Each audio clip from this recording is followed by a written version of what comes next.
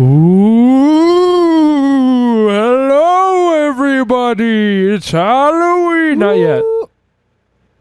It's You asshole. full stop. It's almost Halloween. Full stop. Full stop. And know what we're you were here with, you see the title, so there's no reason to beat around the bush. Why don't you ever tell me what's going on? What are we doing? David Lynch. David Lynch. Who about him? It's David Lynch podcast. Is that He's what we're scary, doing? right? He did a lot of scary movies. Ooh. Right? Come on. Back me up. Yeah, they're pretty scary. Yeah. I was thinking of saying something in the David Yeah. Lynch voice, but I couldn't think of anything. Well, Other than let the fear engulf you. It's true. So he is a good man. He's a cool man. He made some cool movies. And He's got really neat hair. He loves chocolate milkshakes. This is all about him.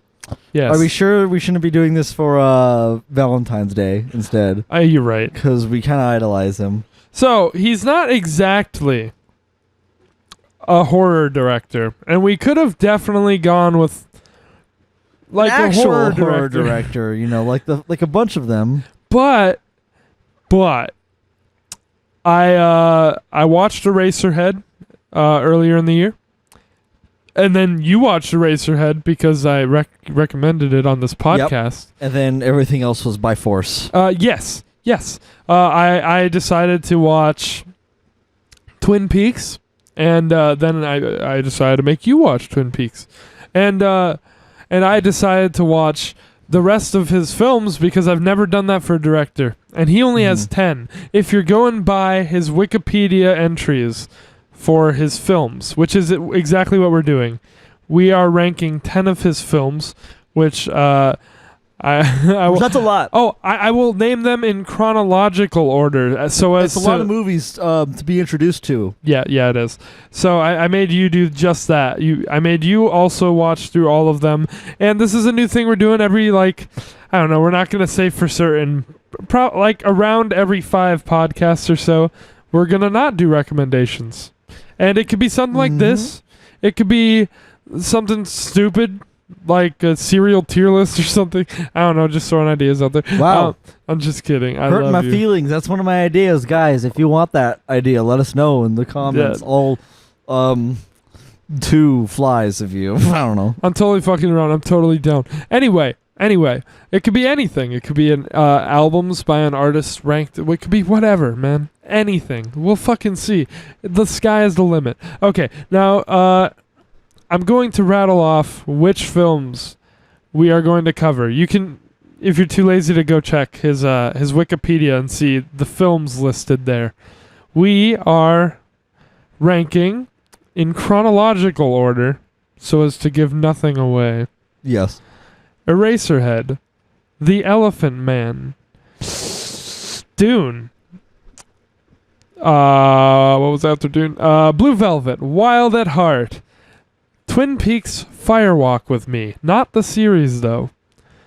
Lost Highway, The Straight Story, Inland Empire is actually the last one, and Mulholland Drive. So, if you don't want to be spoiled for any of those movies, I mean, I don't know how much in And depth. if you've seen Yeah. all those movies, and this incredibly niche podcast Yes. episode is for you. That's exactly right. I don't know. Or maybe you can gauge on the priority list of what you should be watching based on our own opinions and how well you agree with us or whatever. And really what's not worth your time. Yeah. So, I mean, we'll get into it in a second, but I feel like we need to cover something because we don't really know. We kind of think we have a sort of format for this because we haven't agreed on a list of 10. No, it was obviously our own opinions. We're giving our own top 10, only 10. Yes. Rearranging what we think in order to best of his movies are. Yes, from That's worst to a best. long sentence. Yeah, that's I think the point kind of got across. So the way we're gonna do this, I guess, is like, say if you say, fucking Lost Highway is number 10, and for me it's number 3, and I'm like, wow, man, We're not gonna spoil that shit immediately, though. Like where it is, we'll just say that. Yeah. So you're just gonna say your piece on the movie, and then I'll say, "Wow, that's higher for me." And then when we get there, I'll say my piece on the movie. That seems to be the best way we can do this, and it's still not great, but it's what we're gonna have to do because we both need to communicate, get our voices heard. You know? Yeah, for sure. Should be an interesting one. James is very eager for this. Very eager. Pod. Yeah, we're we're breaking the fourth wall here a little. We're breaking the Pink Floyd wall. Yeah, we recorded last week's podcast. This is the same day. Earlier today. It's a podcast day. Crazy. And we're taking the next day off. I've literally just been chilling in this bathrobe like all day, like a thing to do, you know. Yeah, so pretty solid. All that said, again, I don't know how much, to what degree we'll be spoiling each movie here, because some things will require more depth than others. But all that said, I guess I forgot to hit the fucking stopwatch again, so I just started that up. Let's get into it. Our number 10s. Who wants to go first? I want you to go first. You want me to go first? That figures. Hold on. You're gonna... I need to sip for my monster before we get into this. Okay. Not sponsored, by the way. No, definitely not. Okay, yeah, you're number 10. Monster, hit me up. If you give me enough monster merch, I'll legally change my name to Kyle. Okay. Not like really, Kyle though. MacLachlan, who may or may not star in the first movie that you're going to mention here. I forgot his name is Kyle. His name is Cooper. I don't care who you are, or if you ask me, that's what his name is. What are we doing? Number 10. What are we talking about? Number 10. Of what? Stop it! Of what? All right. Bottom bitch Lynch movie. Mm-hmm. Bottom of the barrel. Really starting off strong here. I feel like you've seen this coming. It's Dune. I agree. Okay, cool.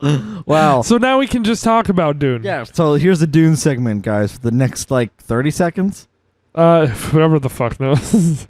What do you have to say about Dune? Not much, other than it was boring. It was boring. It didn't hold my attention at all, and, I'm just not big on sci-fi, so, sci-fi worlds like that, where there's different planets and shit and other ways of living and all that and species and crap. It's too much shit to get into.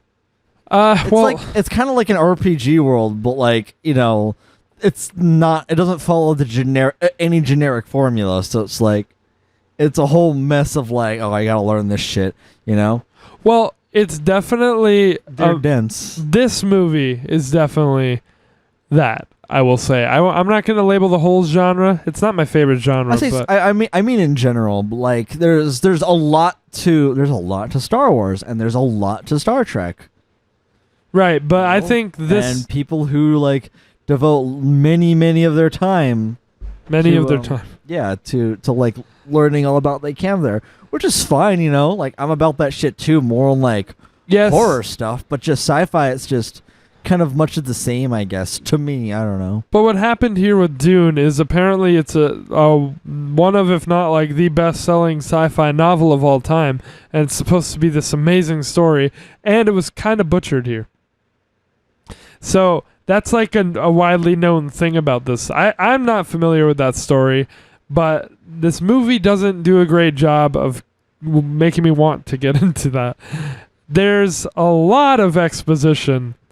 There's some funny effects in here, to say the least. Some pretty funny visuals. I gotta say that the world building is pretty great, in my opinion, but there are some funny visuals with the armor, whatever the fuck. They press the button and then the digital armor comes in around them. Yeah. It's pretty funny.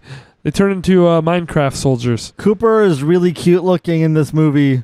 Yeah, 10 out of 10. Well, that's the only thing I remember out of it. There's also a lot of sand and there are blue eyes or some shit. Yeah. So, yeah, I wrote a little bit about Dune. He wrote something for each of these movies. I did, so yeah. We're going to have a little piece in each one here. I wrote, no. Okay, on to the next. No, I'm just kidding. Cool. I did write no, but then I said, yeah, this really wasn't my kind of thing. But even if it was, it's not executed well. Too much exposition, which I just said. And without the exposition, you would really have no idea what was going on, which is a problem too. There was just no natural way of like bringing information to the viewers in like an interesting way, and yeah, kind of problematic. It's just kind of a mess. It should have been a series, if anything, and Kyle MacLachlan has actually said that too recently, I think, in recent years or this year. I wanted to say I've seen it 3 times now. Yay. Wow. Yeah, because I watched it once when I was doing my version. That's a lot for a bad movie. Yeah, I watched it the second time because I thought Mo might be into it, because he likes sci-fi and stuff, and he wasn't a David Lynch fan, and I was like, maybe we'll meet here in the middle. He didn't like it either, but I can't blame him. I don't like it. The best aspect, yeah, I just said this, is the world building that they created visually, and casting Kale Big Ed from Twin Peaks as well as in this. Patrick Stewart Sting from The Police is in this shit. And Toto actually made a fitting score. Don't at me. I don't remember anything about the music. At least the opening theme. That's what I wrote down. I remember virtually nothing out of this movie. That's pretty much how I feel. Pretty forgettable. Surprised, and I guess that has to do with. I guess Lynch was kind of telling more or less the story in like a linear way. Yeah, like there wasn't really much subtlety or anything or nuance done at all in this. Yeah, it's almost like it's directed like a Star Wars movie. And he hates this movie. I don't remember if I got to tell you that. I think I did. I think so. Yeah, he doesn't like this movie. He actually, for a while, the director was credited as Alan Smithy, which... Because he didn't want his name on it. Yeah, did you know that that's like the pseudonym that... For a while, it was a synonym that any director who didn't want to be associated with their movie put on their movie. It would be Alan Smithy. Yeah. That's funny. And for a while, this was one of those movies. He did not have final cut, and it really ruined it for him.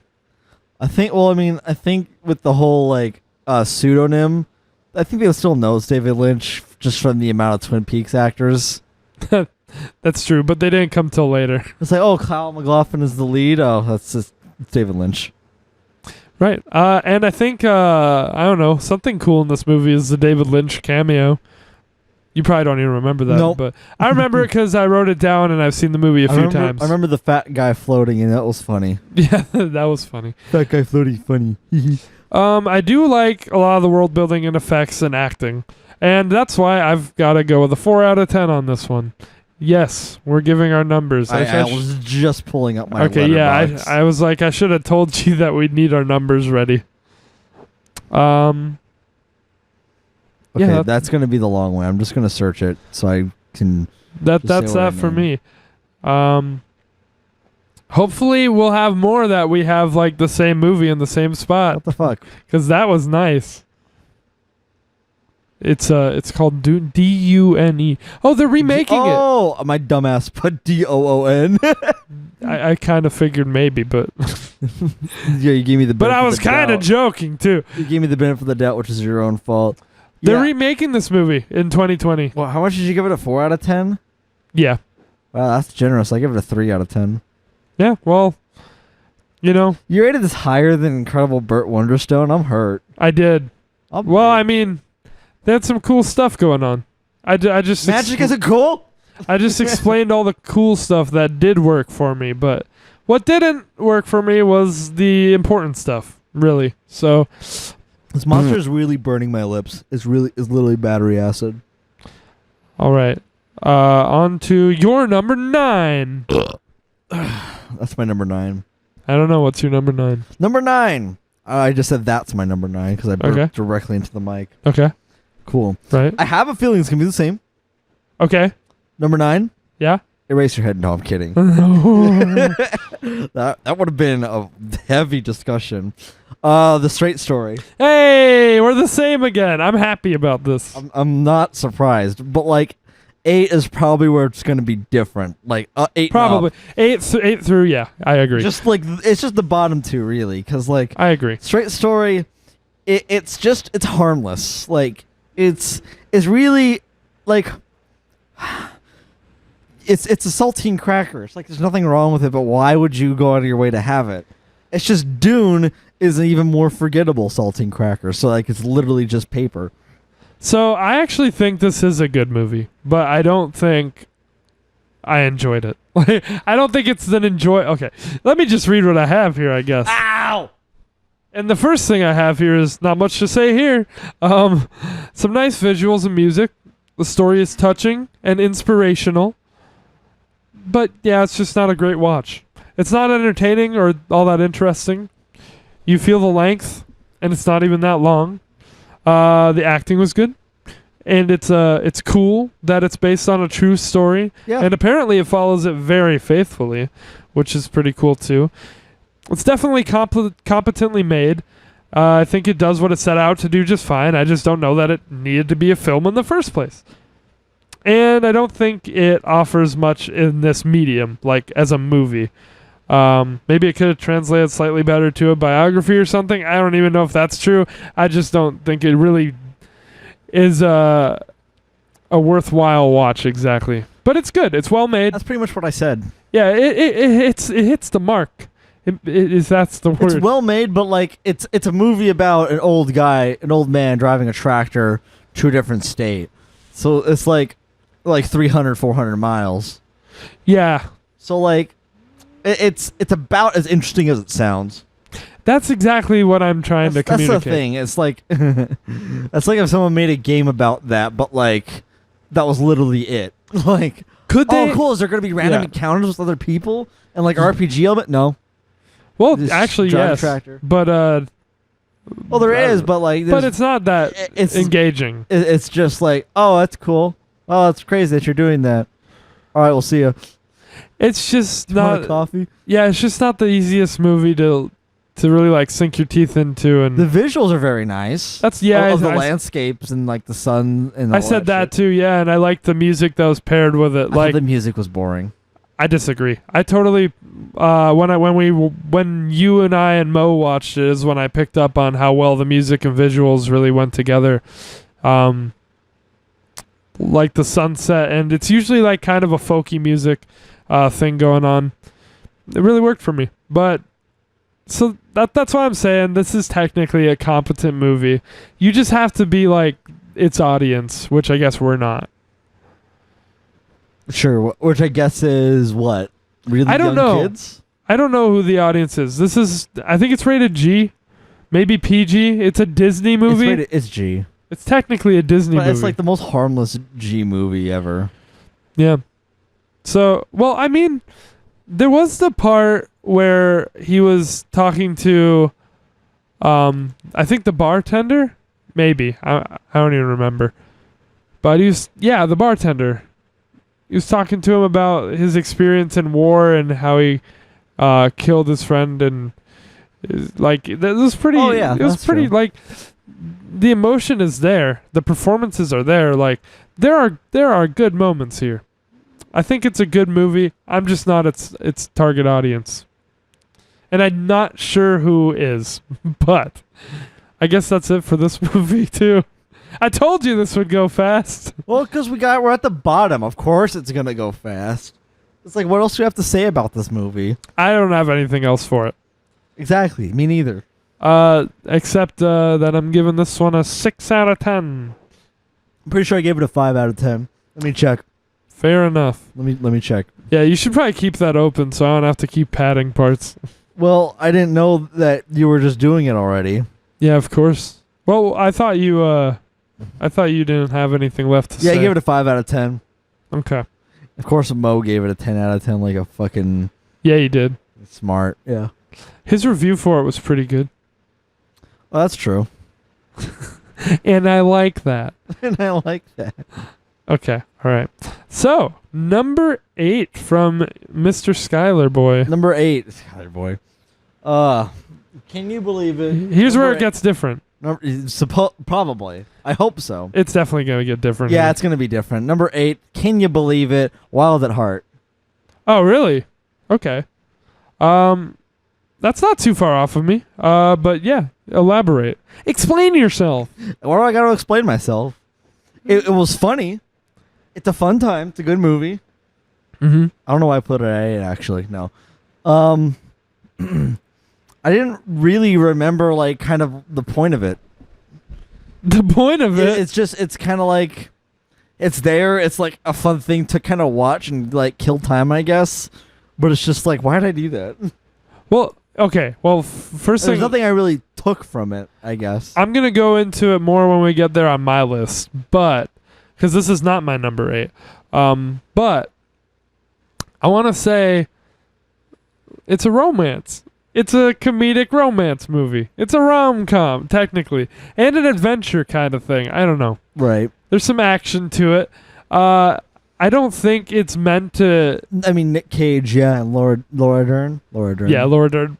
And Willem Dafoe, yeah. Yeah. I mean, Willem Dafoe's performance was actually genuinely creepy, and I hated it. He's always great, though. He's great, yeah, but I just hate it. Yeah. And there's really quotable. Like, it's really funny. Yeah. I mean, it's a good time, but just nothing I really took from it. I'll give you that there's a lull in the middle. But, like, I don't know how much you're supposed to take from this, because the end is fucking hilarious, too. Like, oh, yeah. It didn't feel like it was supposed to, I guess, teach you anything. Well, it's and I what kind of liked that. I don't want that. What did you want? What could have helped you get more out of this? If it were more well-rounded, I guess. Explain yourself. I kind of did. What's not well-rounded about it? Kind of like plot and progression. Okay, fair enough. I'd say there's a lull. It's kind of just like in the middle. The second half, or at least maybe the middle third, is just like, yeah, what's going on? I'd agree with that. Like they want to go dancing. She's pregnant. Willem Dafoe, like they go rob a bank or some shit. I don't know. It could have been. I feel like it'd be better, honestly, if it had like an Of Mice and Men format. Wait, where he has to get killed? No, well, like where it just progresses, where like he had to come to a reason himself, or like it was hinting that he was gonna be robbing a place for his family and whatever, and get sent back to jail and all that stuff. Like, I just didn't feel like it was building towards anything. It wasn't. That's it just kind of meanders a bit. It meanders. I would agree, but it does build to one of the best fucking scenes of the movie. So there's that. Yeah, well, which sure. I can't comment on because there's an expletive. Is that the word? There's a word that I shouldn't say, but it was hilarious. Right. And then it's just kind of ends. No, I can. The snakeskin jacket represents my individuality and sense of personal freedoms. Yeah, I want to say that, like, from 8 on, in my opinion, these are all good movies. Like, these are all. Actually, for me, it's 7 on. Because 8's a little different. Because the next one, this isn't my 8. This isn't, you'll see what I mean in a minute. But like for me, 7 and on are movies that I'd like pretty happily rewatch. So I'd happily rewatch Wild at Heart. Okay. With like a friend, just put it on, and be like, if that's like the mood, like, yeah, fuck it, it's a laughing time, Yeah. It's kind of like Beavis and Butthead. It's kind of like Beavis and Butthead. It's funny, but there's a lull like in the middle third, right? And it's like I just want to put it on to laugh. Okay. And just kind of be like, there, Yes. All right. So, did you want to give it your score, or did you have more to say? Because I'm going to talk about it in a minute with my notes. 6 out of 10. Okay, 6 out of 10. And my number 8 is Inland Empire. Believe it or not. Inland Empire. Yeah. Explain yourself. Okay, so I'm just gonna go straight to the notes for this. I don't know how long it'll be before you're talking about it, but we'll see when we get there. First of all, though, you must admit that Tidbit is phenomenal. Yes. Yes, of course. But really, the acting's great. He's referring to Laura Dern, and that's what David Lynch has nicknamed her, is Tidbit. Tidbit. But yeah, the acting's great. There's a very unexpected Terry Crews cameo, and I think that's hilarious. At the scene where they're kind of just out sitting on Hollywood Boulevard, I think. Uh-huh. Or I don't know what street it is, but it's definitely just like some street in LA, and like they're fucking junkies, and you remember that part. Terry Crews is just sitting out there with them, and it's kind of funny. At the very end? Yeah. Oh, right. Yeah, I kind of love that. Lynch, he shot this movie himself. I thought my note said Lynch shot himself. Jesus. No, he shot it himself on... Have you seen Twin Peaks Season 2? Yeah. He shot the movie himself on a Sony PD-150, which today you can get that camera for about $300. Wow. And it's noticeable. This movie is noticeably not great looking. It's kind of lo-fi though. Yeah, I have the Blu-ray, and it's it kind of looks like it looks terrible, but it's lo-fi. You know, I dig it. It's a vibe. Yeah. And he edited it in Final Cut Pro. So that's a cool thing about this movie. Yeah, guy, you can make a movie with your fucking iPhone at this point. Now, what do I have to say about it? I don't know. What I had to say about it, which shouldn't come as a surprise for this movie, is I tried to kind of analyze it. So I don't know. That's your problem right there. What's that? Sure, thinking about this movie too much. I mean, I was trying to find out like if it meant anything to me, so I felt like I had to take this angle. And, okay. So what I wrote? So you didn't take much from it, really. I wrote. So like me with Wild at Heart. I guess so. I said I have no idea. Like, and it's not that I don't get down with his weirdness. I definitely do. As down with the weirdness. You'll see, but like, I guess this one just doesn't speak to me. Mm-hmm. Like this one, I never really want to see again. Like I didn't want to. You could tell I didn't want to see it the second time, right? Because it's 3 hours. There was like no solid script for this movie, and it's kind of just things kept coming to David Lynch, and then he'd go out and he'd shoot it, and then like he apparently like dreamt up how it all comes together or whatever the hell. So as you can imagine. You're distracting me. As you can imagine, it kind of feels like that. It feels a little improvisational. And it's just kind of like a series of unconnected or non-connected vignettes. And that's what it feels like. And I'm sure they're all like thematically connected or like emotionally, like a feeling, tonally. I have no idea, but I couldn't do it like. So what I wrote is that I have no idea. My interpretation is that Laura Dern's character, the main character, is an actress, and her real life and the lives of the characters that she plays are blending together. Beyond that, I'm clueless, though. Sometimes it seems like she's not acting, but is in a scene where everyone else is scripted, like in a meta way. And I don't know what to do with that either. And it also seems to have a commentary on how actors and actresses are treated in Hollywood. That's just like this. These are some things that I've like gleaned from it, but I don't. They're kind of all dead ends for me. I can agree with it. Yeah, so I can follow that line of thinking. So that's what I have for Inland Empire. I think it's a well done Lynch movie for what it is. Well, and soon you'll have your take on it, I guess. That's mine. Sure. That's mine. I'm giving it a 6 out of 10. 6 out of 10 in the 8th spot. Skylar, you're number 7. All right. So moving right along, this is gonna get a little tougher to follow, I guess. Yeah. Good luck time stamping these. Yeah, I'm trying to do it. All right. You could just say Skylar's number 7. James number 7. That's what I'm doing, but I'm trying to. I wish I hit start at the beginning, but yeah, go for it. Yeah, we all wish that. So, number 7. Yeah, I think I know what it is. I feel like you might agree with me. I don't think so, but I think I know. But I think you're gonna know what it is then. Anyway. If I think I know what it is, and if it is that, I don't agree with you. But go for it. All right. Well, I have no idea what to think anymore, because number 7, Blue Velvet. Yeah, not on the same page. But go for it. You thought I was gonna give Blue Velvet?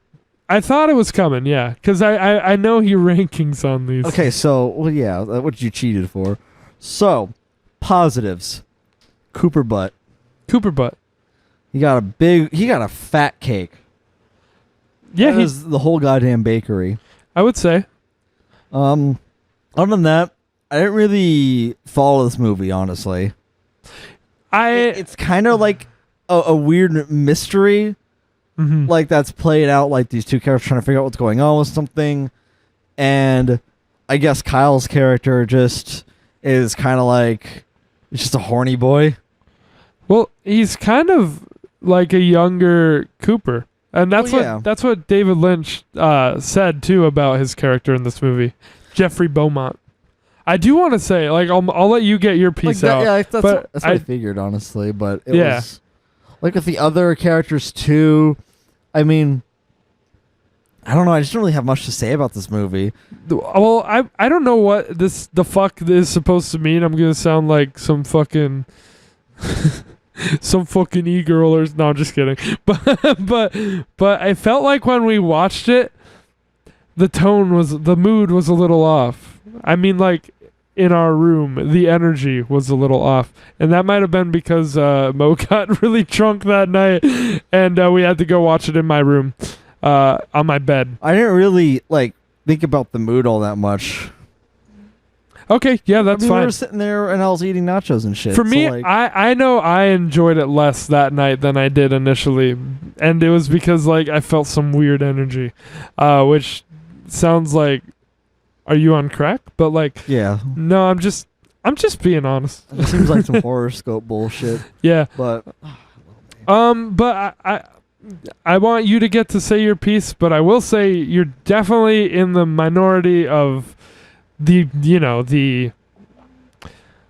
popular opinion on this. You're contrary to it. I feel like so. Yes. Because Blue Velvet, I think, is kind of more like, oh yeah, it's one of the big Lynch ones. But I just don't really get it, I guess. There's not a whole lot to glean from it. It just seems relatively surface level. Yeah, they just kind of get into the situation. I like that. I like where it builds to. But how it just kind of, I don't know. I feel like some character motivations are kind of blended and we're lost in some things. Okay. Did you have more to say? That's about it. Okay. Yeah. Well, I'll probably have more. I just wasn't big on it. I'll probably have more to say than you on most of these, I guess. But yeah.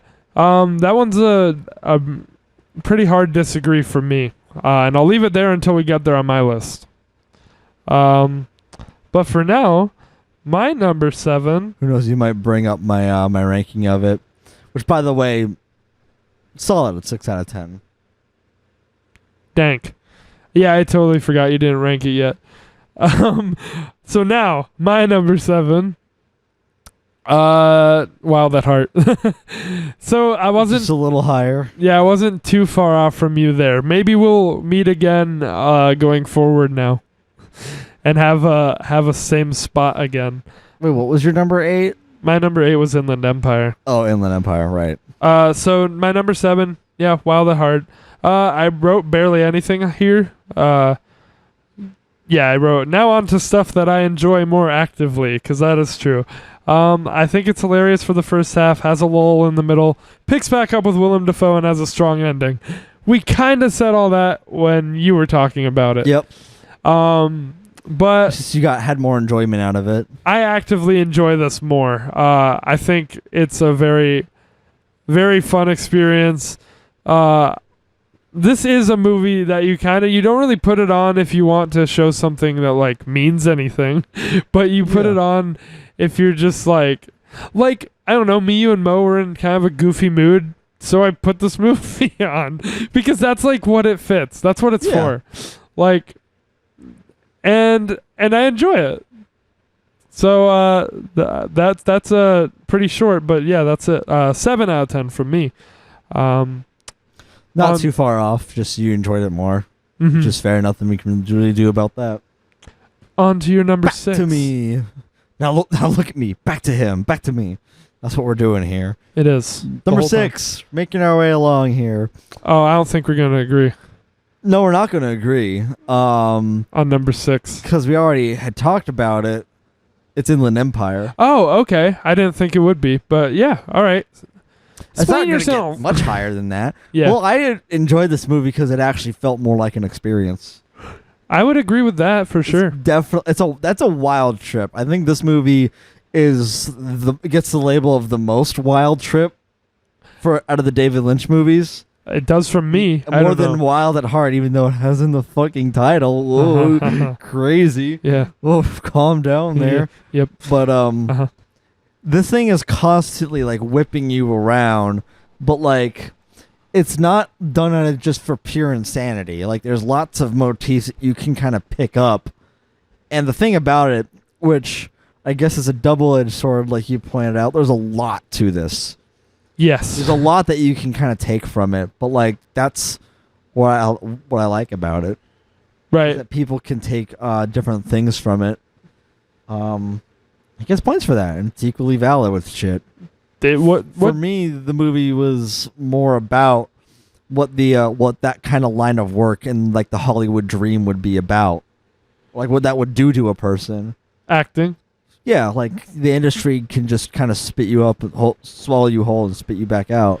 Right, and you could just die on the street right next to someone else's name, and no one would really care. Mm-hmm. In this like huge city where everyone's either trying to do the same thing or just survive. Right. And like we talked about the end of the movie. Well, like that scene that's sort of near the end where Terry Crews shows up. It kind of just looks like she like gets stabbed and then just like lies there bleeding out in Hollywood. That could be saying something. Well, yeah, that's definitely like super, visual, pretty on the nose for like what I just said. Because like it's weird, LA is like the most, densely populated city like next to New York. But like, yeah, pretty much everyone at the same time feels really alone. Right. And things. So it kind of says something. There's just a lot of like, it really blurs the line between, like what is really happening and like what are memories and what are like her different roles that she's played. Mm-hmm. That's what I was getting. A lot of things, yeah, but like some things are kind of like vague where it could be from her past that is haunting her and shit. Right. And like, with the amount of stress and the way this kind of line of work and industry is that can really damage that mentally even further. Mm-hmm. So I guess it's more like a mental journey of like, someone being able to hold on to themselves still. Yeah. It's strange that this might be like David Lynch's last movie. I don't want to speak too soon or anything.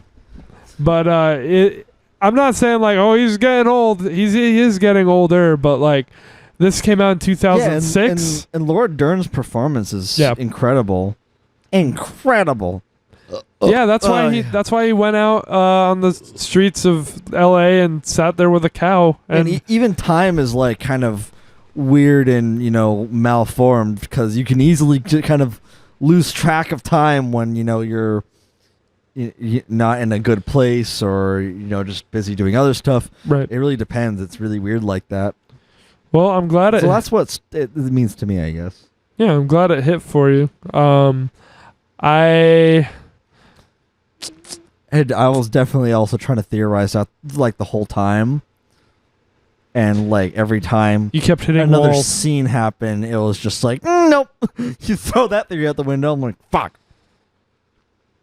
Yeah, I think that if this is David Lynch's last movie ever, because it's been 14 years since he did a proper film now, then it's kind of one that makes sense for it to be his last movie, because it's his fucking craziest one. Yeah, and he did. That's the thing that makes it stand out and stylized, but also kind of hurts it, is that it's a little too Crazy. a little too crazy. Like it is not meant for an easy viewer. It is not accessible in the slightest. Like yeah, that either.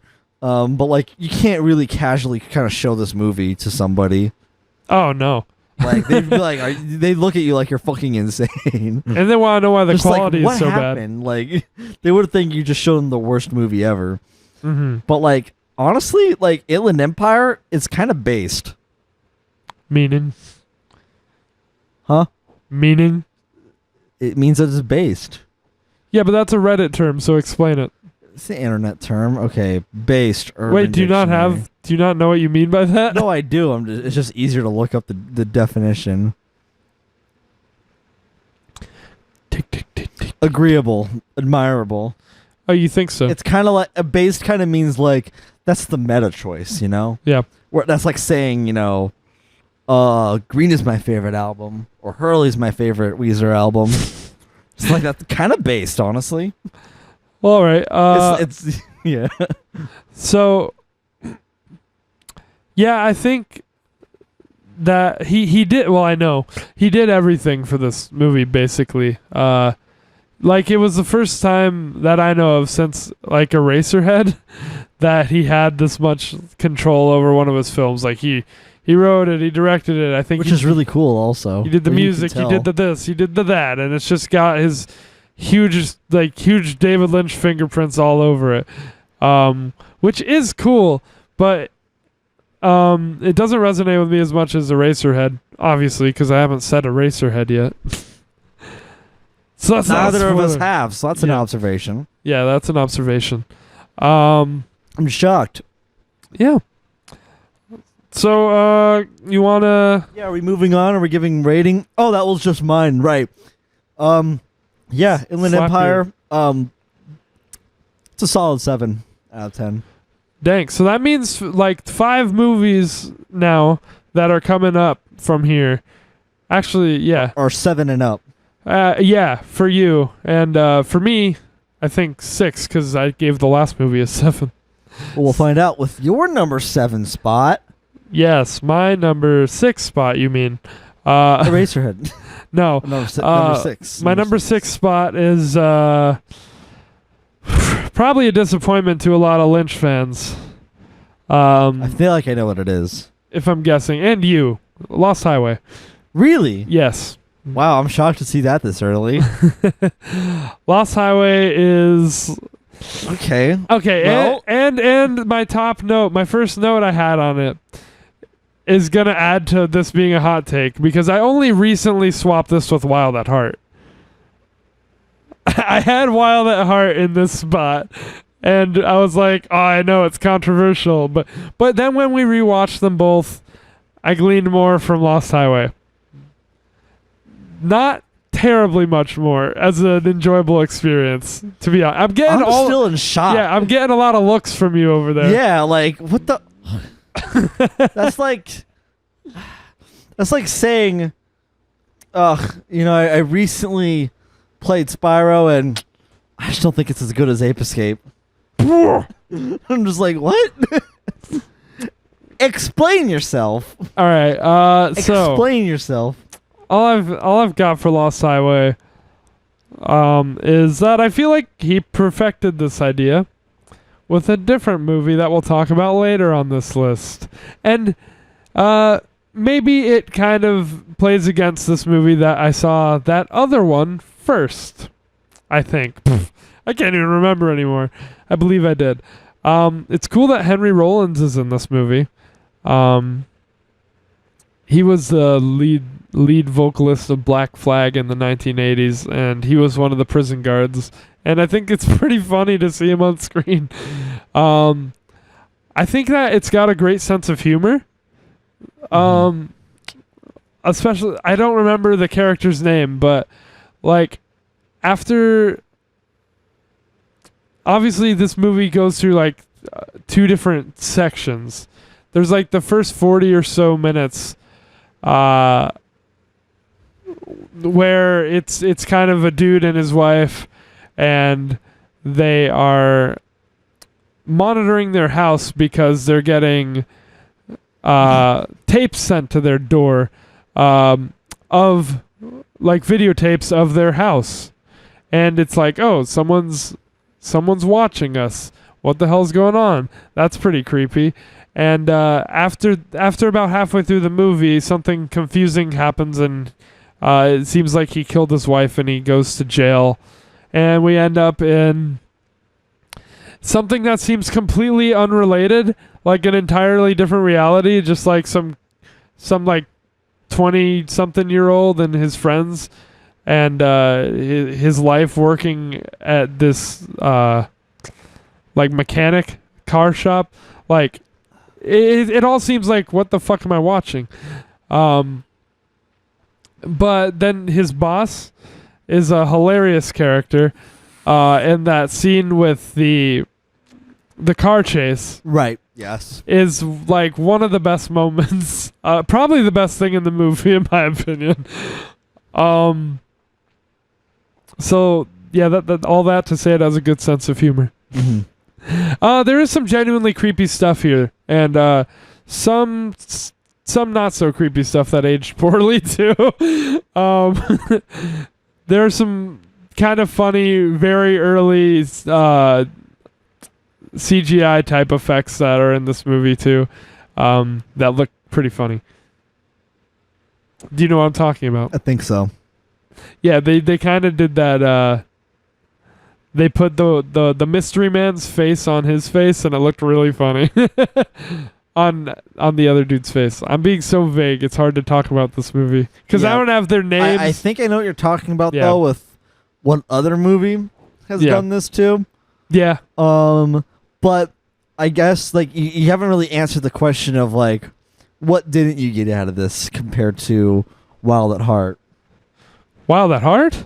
Oh no, wait, yeah, you placed Wild at Heart lower than this. Yeah, I switched them. Oh, okay. See, I thought the other way around. Like this movie doesn't really speak to me because essentially, what it is at least as much as I can glean from it is that the dude is the dude from the beginning is jealous, like, or not jealous, like he can't satisfy his wife, basically. Right. And I don't know, there's all sorts of theories. That one, we watched a theory video on it, and that it makes a lot of sense to me. So, but I will say, before that theory video, I had no idea what this movie was saying to me. I just thought it was kind of funny at parts. See, I think I had a theory before, like, we even talked about any of it, so. Yeah. But obviously we'll get to that when it's my turn to discuss it. Yeah.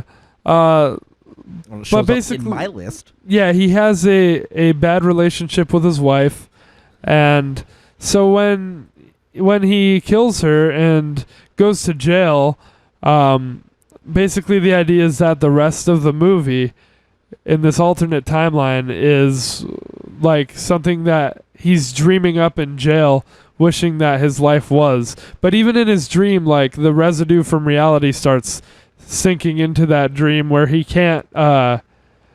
still can't satisfy his wife, and that's why the illusion completely breaks when in the illusion he starts to have sex with his wife character. Mm-hmm. Or, you know, it was some shit like that, but I guess just the themes of this don't connect with me that much. You know what I'm saying? I mean, I wouldn't say that's really the case with something like Eraserhead either, but it communicates it so much stronger to me. This movie just for whatever reason doesn't speak to me as much as the rest of the films on here. Right. So, but that said, I enjoy it, and I do think this one is worthy of rewatching, which usually I don't say for films that I give this score. 7 out of 10. Well, all right. I do think it's worth rewatching. You gave it a 7, but you talked a lot of shit on it. Talked a lot of shit on it. I just said maybe it not a lot of doesn't shit. connect with me. But I think it's a good movie. You just came across like you didn't like it as much as a 7, but Yeah, I just think something else spoke to me more. mm, So I'll talk about that when we get there. right. So now for your number 5 pick. Number 5. Well, I think you know what's coming here. I feel like we're gonna agree on our number 5. I don't think so. Are you sure? I don't think so. All right. I know what you're putting there, but it's not my number 5.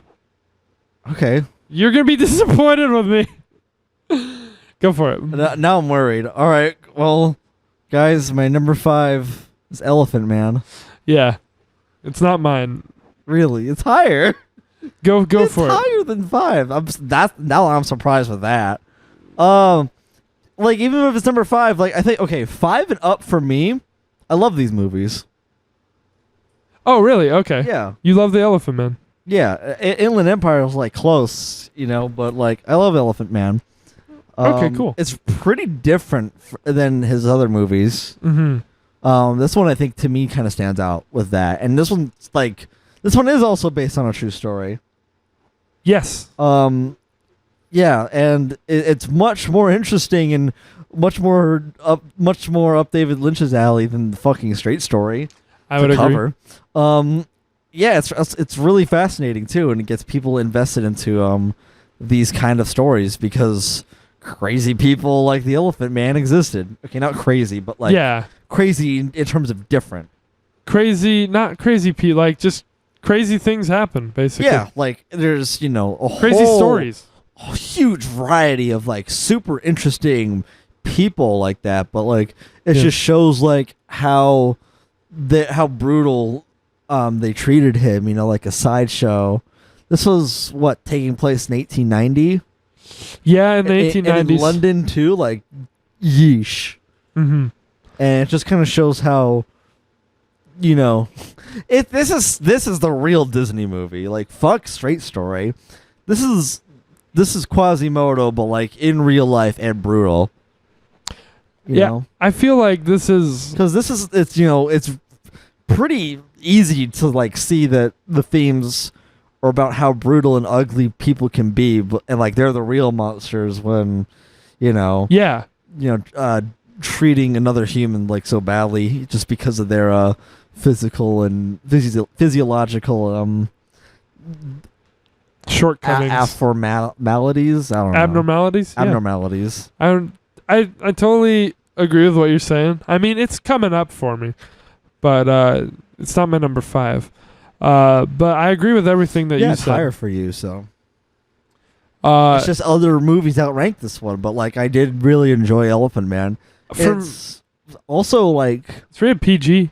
Yeah, and it's still kind of it's kind of horror flavored, It's kind of like an aftertaste. It's like, ooh, that's some horror?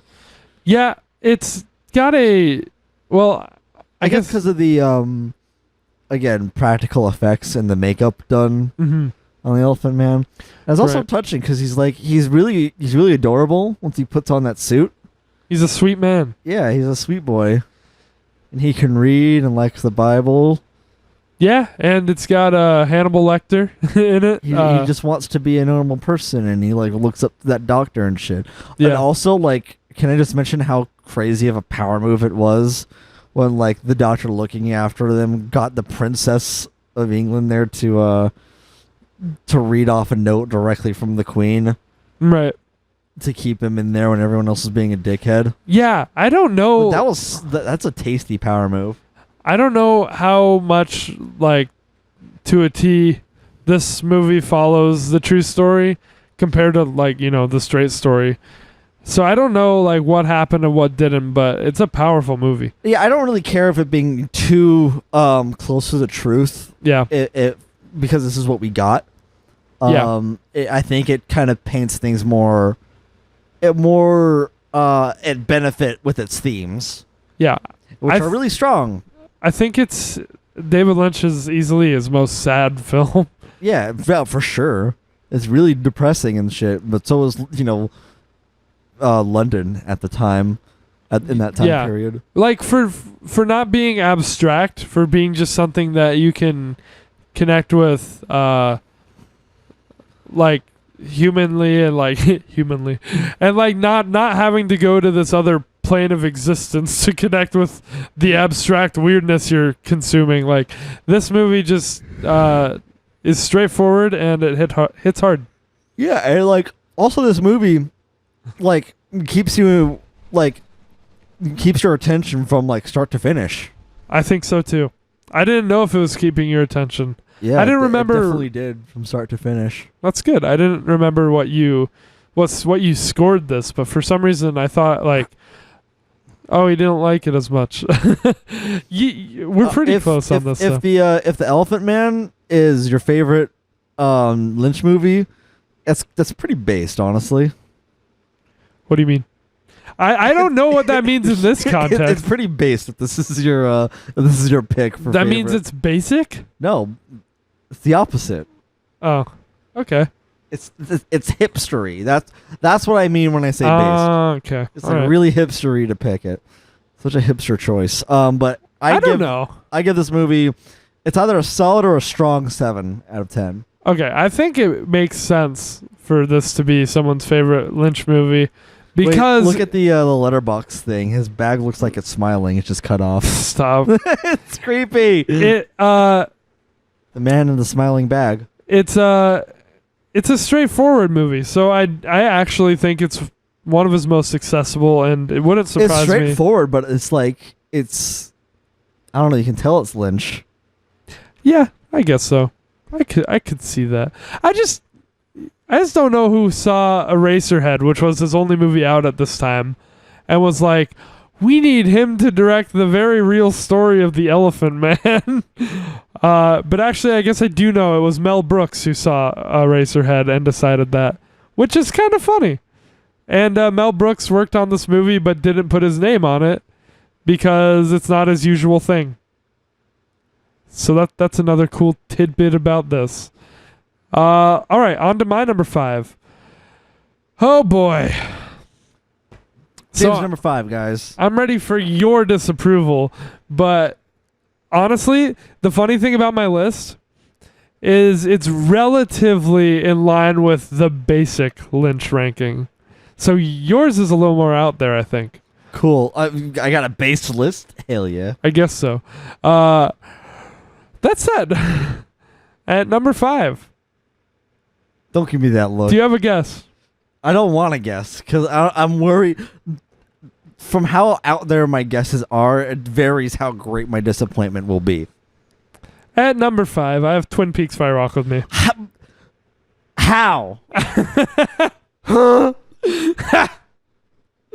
Oh boy. And I don't even have a reaction for that. I thought it was going to be Firewalk with Me, but I'm like, no.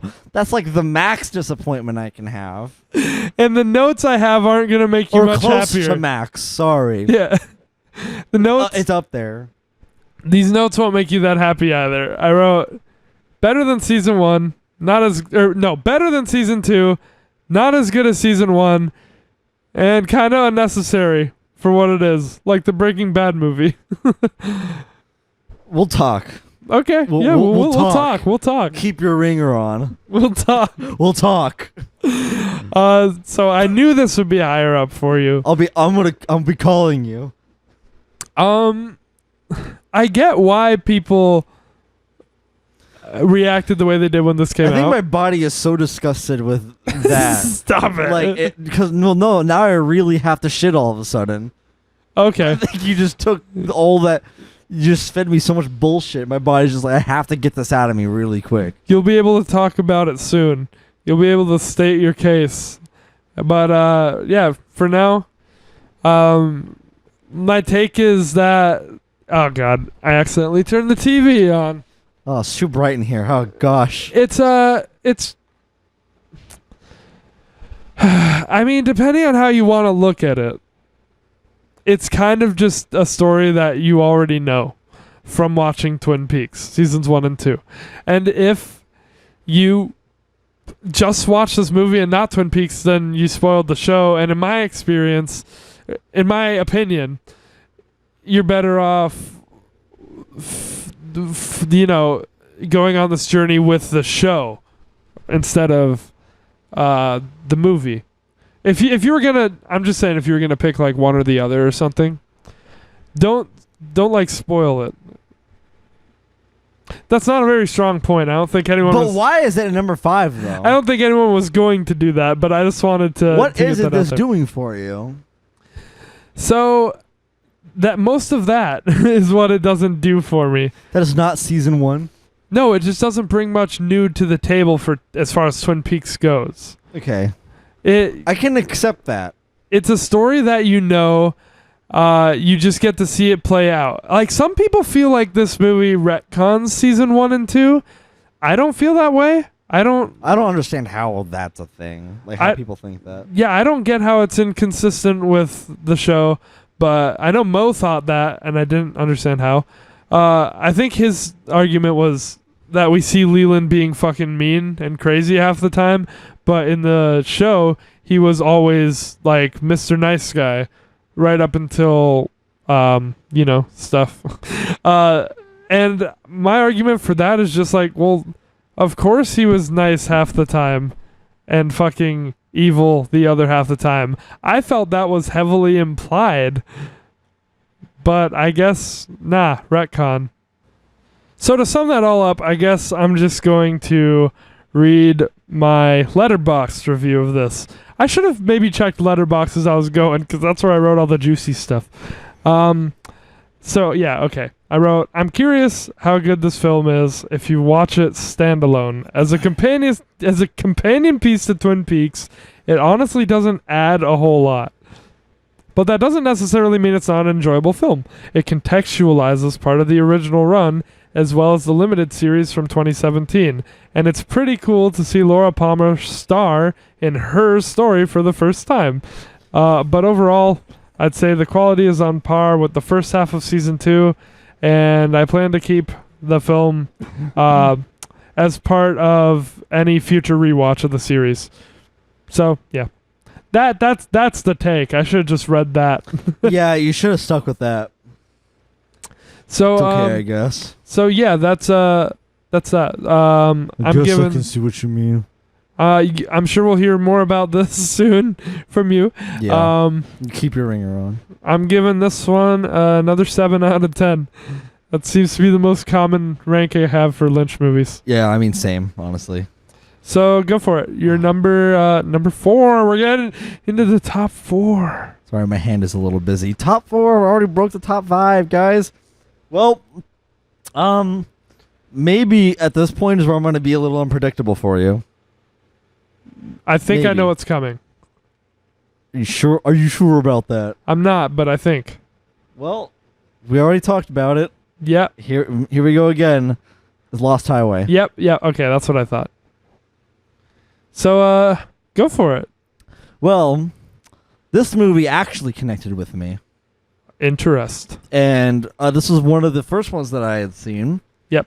And yeah, during watching it was the first time in a Lynch movie where I was sitting there watching it like, oh shit. But like with my own, I guess, interpretation, takeaway from it. You know, because obviously, Jesus, I'm having those internal burps again. When you have a Lynch movie that, you know, changes quite a bit, you know, with that middle section being entirely different, different characters and all that. The bulk of the movie, it's a lot, like, especially in Inland Empire, to kind of keep track of that, and it's hard to construct a theory around it. But I think mine, as I was going through, like kind of stayed like relatively sound throughout. Because Right. I was wondering, like, what the fuck with the whole like different universe thing. But like as it was going, I was like trying to kind of connect some pieces of it. I think this takes some stuff out of Inland Empire and does it much better. Interesting. Which like, you know, kind of blurs the line between like reality, fantasy, and what's going on mentally and all that stuff. Because you already talked about most of it, about how the dude can't satisfy his wife and everything. So then he enters an alternate reality. It's a lot to unpack still, you know. But for me, that alternate reality was kind of like a I guess what happens while the soul is leaving the body. Okay. Because it ends with him getting electrocuted. Or at least just him freaking out while he's running away from the cops, which is supposed to symbolize him actually getting electrocuted. Yeah, it is. That's the most popular theory about that. Yeah. So, like... Because he was sentenced to death by electric chair, and when he's driving away in the car, he's just like, "Rah!" Like, yeah. Gets all weird. So, like... I like the highway motif. Yeah, for sure. The use of music is really interesting. Marilyn Manson. But yeah, this is kind of like And Rammstein. It's kind of like Jacob's Ladder for me, honestly. I could see that. Or like, at least after watching Jacob's Ladder, I was just like, kind of like, oh yeah, I can like kind of bring some stuff that I thought about Jacob's Ladder and bring that over, like with what I just said. But like instead of, you know, him trying to hold on to his life, it's more or less like him psychologically, his kind of subconscious spilling out and showing like what he wishes or wants or wishes could have been with his wife. You know, like almost Silent Hill like, you know, but it's subconscious, it's not fantasy. There's a difference because there's some other stuff that leaks out there, like there's some not ideal stuff that happens with his wife and someone else that we've seen in this movie. And to me, like the other main theme to me is that this movie is about adultery and cheating and all that stuff. Right. And kind of like how one deals with it. And if you're kind of like in a really bad, you know, psychological state, and you know the protagonist certainly is, you know, he killed his wife and didn't even know it. It's a lot like Silent Hill. Like he killed his own wife and didn't even know it, and like put himself in like a self amnesic state. That's not the word. It's like psychosis. I don't know. It's like some light schizophrenia or some shit. Like that's what it's called. I just forget the word for it. Like, oh, I was gonna say a fugue state, but that's not it. Yeah. You know what I mean. Yeah. So like it's kind of just a blur of like what he wishes and what he wants and desires versus like what actually happened, which is why there's so much you know, sex kind of used in this movie. Yeah. And like there's that scene where it should, like, you know, where he goes to the house where they're supposed to meet up, and it projects, you know, her having sex with that guy like over him, and he has to watch it throughout the whole time that they're there. Right. So I think it's pretty powerful with its messages and theme, I guess. Yeah. What it's trying to convey, at least how I take it. Yeah.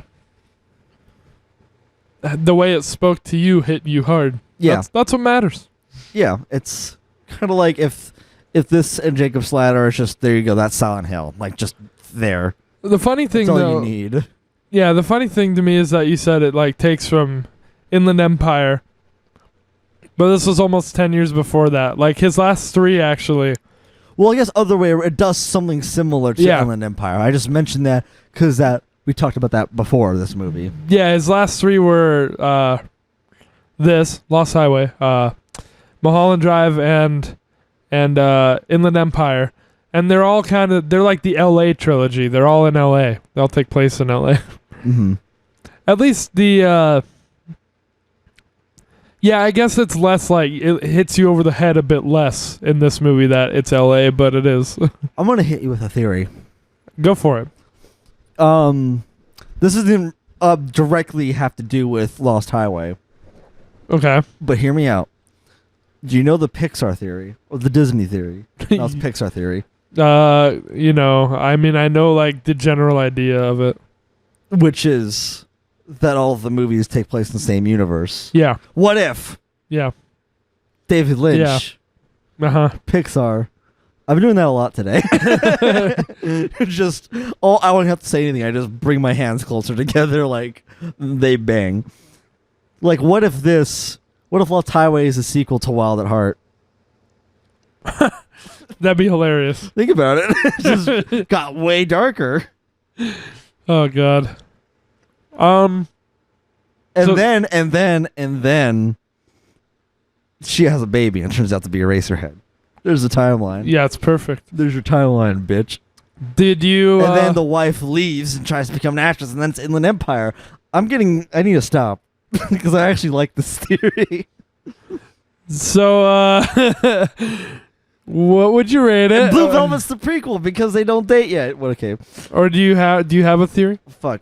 No, that was it. I already talked not about. a theory. Do you have a rating? Yes, I do for have us, a rating. or my anything bad. else to say? Yeah, I pretty much talked a lot about it. I can easily talk about this movie more. I kind of already did talk to you about like what my interpretation was because we watched it with other people.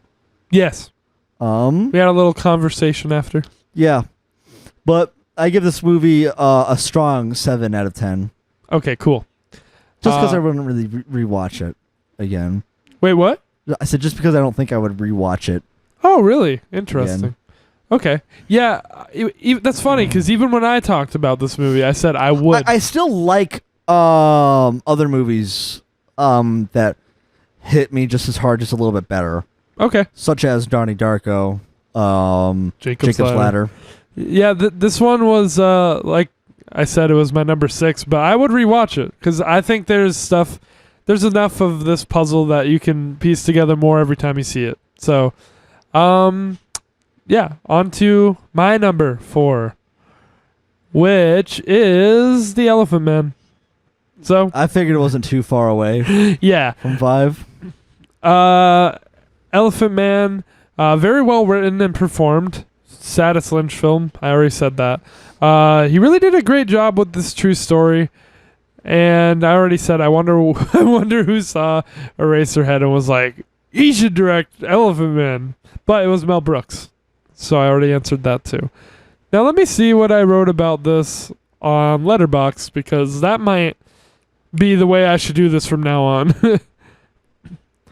Right. It's a tasteful telling of a tragic story with captivating performances from Hurt and Hopkins. That's actually all I wrote. So I think it's a great film. We already kind of talked about this. We kind of went into it a bit more, yeah. Because whenever you're talking about the movie for the first time, I can't help but butt in. Well, I mean, yeah, that's fair. Yeah, but like, it wasn't too far away from your slot, so yeah, it's reasonable that we already kind of blew the load of the Elephant Man. I think that all the acting was great. I think it's a very effective story. You know what is a negative about Elephant Man? Go for it. We didn't get to see his penis. What? They pointed out in the movie. Oh, his penis? Yeah, it's just like, take a look at this. They said it was normal. Oh, is it? Yeah, unlike the rest of him. I thought it was going to be fucking like giant and chode like. No. Yeah. Those are like antonyms. I thought it was going to totally have a whale dick, but. Okay, so, yep, that's that. Your number 3. My number 3. Oh, boy. I don't think you're ready for this. I think I know what your top 3 are. I think you're going to be disappointed. No, I know what my number 3. I know what your number 3 is. Yeah, you do? Yeah. Well, we're finally talking about it. It's Eraserhead. Yeah. I figured it'd be your number 3, but that's good. We talked about Eraserhead here on the podcast before, so we won't go into it when I first watched it too much. But it's clearly grown. It's clearly grown from a 6 out of 10, which is what you originally gave it. Yeah. Because now it's sitting here above a strong 7. So what do you have to say about it? That's Who said different. it's still not a 6? Don't get too ahead of yourself. What do you have to say about it that's different from when you first saw it? Well, I will still agree that this is the most unique Lynch movie. Definitely. Well, I mean, okay, if we're talking about just uniqueness, you can make an argument for Straight Story and Dune. Yeah. They're unique in their own way. And Inland Empire. They're all unique in their own way, but like... What spoke to you? This one I think stands out like way much more than the others once you like watch them. Mhm. 'Cause it's so concise with its themes. Like it's not... It doesn't really have much loose ends. It kind of is telling its own condensed story, which I guess why it's his most spiritual film. Yeah. Because he doesn't really like toss in much other themes, or at least anything else that's too terribly up for interpretation. Yeah, he would disagree, but yeah. Well, I mean, sure, but like, you know what I mean? Like, it's a very humanistic way of like telling the story. Right. It's pretty grounded, I guess. Than all the other ones. Grounded? Well, like, relatively speaking, I guess. Yeah, I was like... Well, grounded in, like, that... It's really grounded in reality. It's focused around Eraserhead, then to... What the fuck's his name? Henry. I was like, is Henry? Yeah. Yeah. It's really centered around Henry and his desires and all that. Yeah. And, like... I feel like we still can relate to it, because obviously, we talked about it's about fatherhood and blah, blah, blah. Yeah.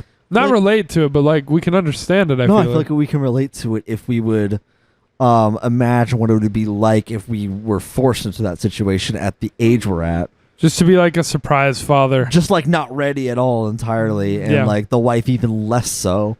Yeah. And just kind of what that world would be like.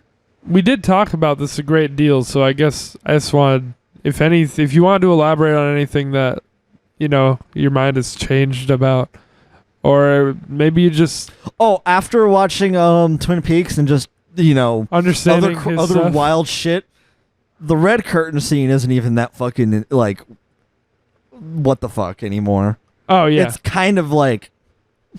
It's kind of tame. The kind of scene with the lady in the radiator? Yeah, the laddie in the radiator. Yeah. Yeah, and where his head pops off, and that's still hilarious. Yeah. With the baby coming out and shit too. Yeah. Or like with the girl across the hall from him, and then it turns back, and it's just that baby face. They get in his bed, and it turns into a hot tub. Yeah, and then like her hair is still like floating on top of it. Yeah, this is the last one that we watched, and it was a rewatch. It's just solid all the way through. And like I said visuals they're so crisp on the Blu-ray. It's so good. It is really crispy, and like the practical effects are still amazing. They're amazing, and really like tough to watch for the ending. And also, I guess what I have changed my mind on the most, which is like the most progression, is before I had said that it was kind of boring or slow with its shots. Oh, really? Yeah, you did say that. I disagreed back then. And now I still disagree do with that. Okay. Now I'm like, it's great. Yeah, if it's just really... I don't know if you looked over... Like with the... where he has dinner at the White's house, it's such a good choice that it's so slow and like awkward. The dad just stares at him and smiles for like 5 minutes. It's a really great scene, yeah. Or like, and there's lots of subtlety with it too, like where Henry sits on the couch and he's talking to the dad from like across a whole other room, and like he kind of half stands up.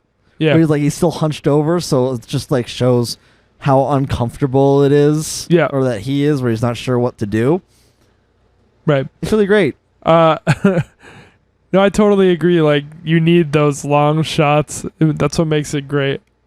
And like he's waiting for the elevator too, and checking his mail like right in the beginning. It's funny. Like, yeah, I don't know. Like we kind of like it's meant to show us like how mundane his life is. Yeah, I don't know if you ever like looked over. So that way we can kind of relate or at least sympathize more with his thoughts of suicide.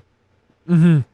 I still am not 100% sure what the box on the wall is. When he puts the little wormy in there. I think he put. Well, I told you this when we first talked about it. I still take that as he puts it in there so as to not confront it, because it kind of represents, you know, it's a spermy wormy. Right. So I think he puts it in there so as not to confront it, and then he opens it at the end, and he gets like when he gets itself. Yeah, when he gets the scissors. And you know what happens then. But yeah, on the long shots, I don't know if you looked over here at any point during one of those long shots, but I just had the biggest, dopiest smile on my face every time. Like, I can't watch this movie and not just be like, like, I think it's so great. And I'll talk about it in a minute. But so is that everything you've got? I guess so. I mean, we're gonna talk about it again. Oh, I'm about to bring it up a little bit. I love his hair, and I love the actor's performance now. I can really recognize that it's Pete in the in Twin Peaks. He was in everything. In his voice. Yeah, I can kind of see it in his face, but like, oh, I don't know. You are sick. It's really great that it's him and not Kyle. Honestly. Well, yeah, but what do you mean? Kyle was a little young when this was shot. Okay, even if he was Coop age. Okay. Yeah, I still like the fact that this is Pete more, because it's kind of it's more so about the average guy. Yeah, he's not like conventionally like attractive like Coop. He's really like shut in, shy, and just Mm-hmm. I don't know, is unsure about how to make his life happy. Yeah. Right. Yeah, we'll be talking about it again shortly. Again. So, do you want to throw your rating at it? Solid 8 out of 10. All right. I can be happy with that. That means I would rec this movie to someone else. Yeah, to the right person. Well, to the right person, yeah. Okay. I'll rec this movie to my parents. See how that goes. Yeah, see how that goes. My number 3, then. What don't we have? What haven't you named yet? Well, I'm just gonna spit it out because it's Blue Velvet. Blue Velvet. Very high for me. Yeah, wow. That's a difference, because mine was at 7. Compared to you. And, well, yeah, it's kind of like the Lost Highway situation. This is even a bigger gap. But yeah, and this isn't... I mean, some people think this is his best film. And for some, it's like number 2. But like it's almost always in like the top 3. So I guess I'm kind of basic here. But I really like it. And the second time I saw it was when we watched it. And like I said, like that night I just felt a little like... not as entertained by it. Not like the energy wasn't there for it. I was feeling like... I was a little thrown off that night. But I think the first time I watched it is the time that like it really resonated with me. And I'd still definitely be curious about seeing it again. Because I do think that it's great, especially for the time. This movie was an extremely... it was like controversial when it came out. Because of the violence and like the nature of it is sexual. There's a lot of stuff that was pretty taboo that came out of this movie, especially for that time. Obviously, starring Kyle MacLachlan and Laura Dern. That's I ship, by the way. Huh? I ship them, by the way. Yeah, that's the okay sign with my hand. I think Frank is a great twisted villain. He's a fucking weirdo. You really can't predict what he's gonna do. And to me, which is funny about this, and it makes sense now that I read what Lynch said. This feels the most like Twin Peaks to me out of every Lynch film, other than Twin Peaks, obviously. So I could tell you weren't that into it, but it is kind of funny for me because it feels so close to Twin Peaks. At least, when you're comparing Twin Peaks to his movies. I guess. I mean, I think it does need a rewatch from me, but like, I still wasn't. I think so. I don't really know. take a whole lot from it. I don't think it'll like jump up in rating from you, but I do think. I think the movie is more about like the themes of human desire. The movie is quite on the nose about its biggest theme being this idea of balance, of beauty and mundane, or like beauty in the mundane, but then also like the macabre side. Like Twin Peaks has a lot of that theme too.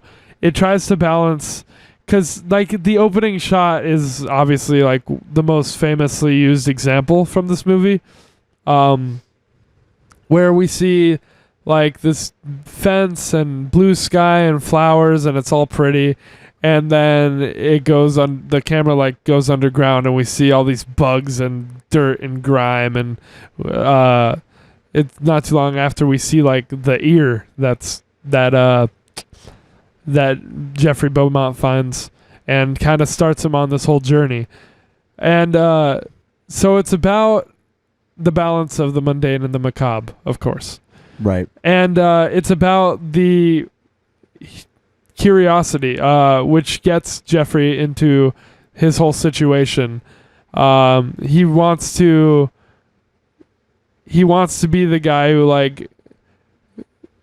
who takes this case on. He finds the ear buried like out, I think like in his yard or something near his house. And he decides, he starts looking for leads, like a young Cooper, basically. And he finds himself on this journey. He finds deep and dark things about himself, with the relationship that he gets into with, I don't remember her name in the movie, but Isabella Rossellini's character. I think that's her name. And it is something to watch him go through that change, because he is very a more innocent kind of character at the beginning, and we see him turn into like he's just going to these uncomfortable, darker places in himself and finding who he is. And I think like that's what hits about the movie. So my Letterboxd review, one thing definitely to note, not a whole lot of Lynchian strangeness going on here. It was the first film of his that I saw after Eraserhead left me dumbfounded. And I heard it was an entry-level Lynch film, and I'd have to agree with that because of the lack of weirdness. As long as you're cool with multiple instances of strange and sexual violence. Mm-hmm. I think it remains engaging throughout, and it's pretty fast-paced and straightforward compared to his other things. Also, the performance from Dennis Hopper is bizarre and horrifying in all the best ways, and that's Frank. So I really like it a lot, and I like the song Blue Velvet. It's such a sadness. I like the visuals in the opening. And Yeah, I I like like the that name. too. Blue Velvet. So yeah, But it's really interesting to me that it's landed so high for you. me and a lot of people. I would recommend a rewatch. I'm not going to promise you'll get more out of it. I don't think I'll get as much more out of it like how I did with Eraserhead. I don't know if that would happen, but I do definitely appreciate the movie a lot. So there it is. I think I gave it, yes, a 9 out of 10. That's a Damn. 9. Okay, so Damn. your turn. My turn. Number 2. Number 2. All right. Well, this is going to be interesting, but you should already know like what's coming. I'm actually not sure about these top 2. I mean, I know obviously what they are, but I don't know which order and You've been keeping more track with what is in what I have left than what you have left. Well, I just know that you gave 2 movies the same score, and I don't know which one you think is better. So I'm going to find out right here and now. Cool. Well, at least there's some level of mystery there for you. I kind of hope we have the same number 1, but I guess we'll see. Go for it. Well, prepare to be disappointed because it's Mulholland Doctor. Okay, Mulholland Drive. Mulholland At number Doctor. 2. I actually wrote that in my little notepad. Mulholland Doctor? Because I'm funny. Yes. Because that's a comedy. Yeah, I really love this movie. Yeah, me too. That's about it. That's all I have to really say about it. Well, yeah, it landed in both of our top 2s. Yeah. At least somewhere up there. You don't have anything else to say? What do you love about it? The fact that there's lesbians in this movie. Okay. Okay, no, I'm kidding, guys. So only partly. I think this movie does. It does. Inland Empire and Lost Highways thing kind of just. I did the thing again, where they just take things that both those movies did and just kind of fused them and did it better. Because to me, it's like basically the themes on both about the acting and Hollywood industry thing and the romance, fantasy, otherworldly type of thing. Yeah.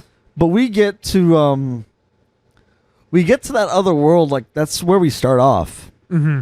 Like there's no, recurring. There's no change. It just starts off and then we get the reality. But like it bleeds into the fantasy, so it's like kind of a gradient rather than just like this is what it really is. I would absolutely agree that this is the sweet spot between those movies, and it's the one that I've said over and over again that when I talk about Lost Highway, it's Mulholland Drive that I think perfected that kind of formula. Yeah, I think it just is. It does so much good with it. Every scene is pretty standout.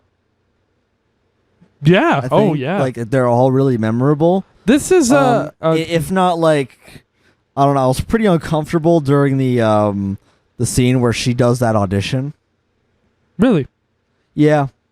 I think that. I guess because I was anticipating that they were going to be taking advantage of her. Okay, I think that it's and I was like, please don't make this about like this far of a descent downwards because that'll be just hard to watch. Which partly it is. I think we talked like briefly, and I said like I've kind of got a theory and then a sub theory. Like there's like a type A and B, I guess. Yeah. Of like what you can take away from it. But like obviously the main one is like about how it's about this girl's fantasy. Mm-hmm. And that's the distinction that this has that I made with Lost Highway, so that they're not the same. There's the subconscious psychological, and there's the actual fantasy of like where everything goes perfectly for this girl. And you pointed out that like there's some weird things going on, like with the sound delay and characters in the background to demonstrate that. Oop, that was a loud sound. Okay, he was just checking the recording because the cat is over there by the computer. So, yeah, we literally just get the fantasy of this girl where like everything's working out. You're beating the shit out of that paddle. Where like she lands higher roles, is a great actress, is pretty much the idealized version of herself. The girl that she wants is in love with her. They just can't be together. She repurposes characters to fit that fantasy and everything. Mm-hmm.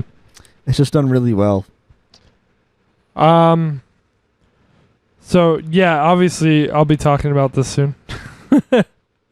I love how the bottoms of our list lined up pretty well.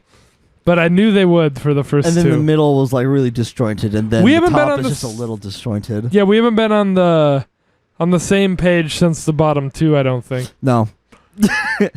Well, it's the beauty of the Lynch movies is that we have altering opinions. That is good. but like relatively like the same. It's not like we're like, oh fucking, oh this movie's bad.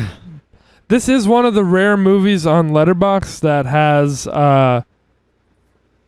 has mostly 5-star ratings. I definitely want to rewatch this again. Yeah, so if you see, it's got the biggest bar is the 5-star, Yep. which is a cool thing. You don't see that often. And I think it's often regarded as like not just his best movie or one of his best movies, but like just like one of the best movies of its time for sure. Yeah, and also honestly, the movie gets pretty tragic. Yeah, And like now that I know the full picture of it, I definitely want to rewatch it and pick up on a few things. I was so it's happy. a really great self-contained film and experience. Yeah, I was really happy to be rewatching this. Yeah, and there's the funny thing that you said you picked up on that like this was originally intended to be a pilot for a TV show. Yeah, I swear I thought this was going to be a TV show because like it starts off like a mystery, like with this girl and like in the car accident. Yeah, and coincidentally, I just learned for the first time. It was a pilot for Showtime, wasn't it? Or I don't know if it was Showtime, but I was recently watching. Oh no, it was AMC or some shit. I'm not sure, but there was some interview and David Lynch said that it was possibly going to be like some kind of sequel to Twin Peaks, which is kind of funny. I don't know how that would have worked, but I just wanted to mention that while we were here. So is that what you had to say about it? Or anything else? I was thinking about getting to my like sub theory. Go for it. Yeah, absolutely. Which is also like similarly about a fall from grace and how quickly things can fall apart just because life and shit's kind of ruthless. If anybody like pays attention to these podcasts, I guess they should know that like I'm kind of it's kind of my weakness, or like I'm a sucker for the theme of like the world kind of like degrading a person, because it's pretty like ruthless out there, and like what type of environment and how that can affect a person I think is really interesting. And I'm not really sure why, but I just like that a lot. I like the personal type of stories, and that's what it is to me. This is a personal like a case study, not case study, but like kind of look into the main character's psyche. Right. And like, you know, obviously like the latter half of the movie is where things really are. But like my sub theory is that like everything that happened in the first half of the movie it's feasible that it actually happened. Or at least parts of it anyway. It could just be her memory or idealization of that because of nostalgia and rose-tinted glasses and bullshit, whatever. Where like she pictures herself being super nice all the time and like super friendly, and like, you know, this romance between her and this girl that was just bad news like was blossoming on her end. So it's just kind of like she blew things up over a bit, I guess, like for things back then. And then now she's faced with like things changing and all that, which I guess is what my my theme for that theory is it's about change, right, and about dealing with that and all that and all those things. Yeah, this letting go of like the past and how sometimes it's in our heads it's easy to think that so much better than, you know, whatever. One thing I know about this movie is for some reason, I don't know how it happened, it comes with and my release didn't. The Criterion release didn't. Unless I just haven't found it.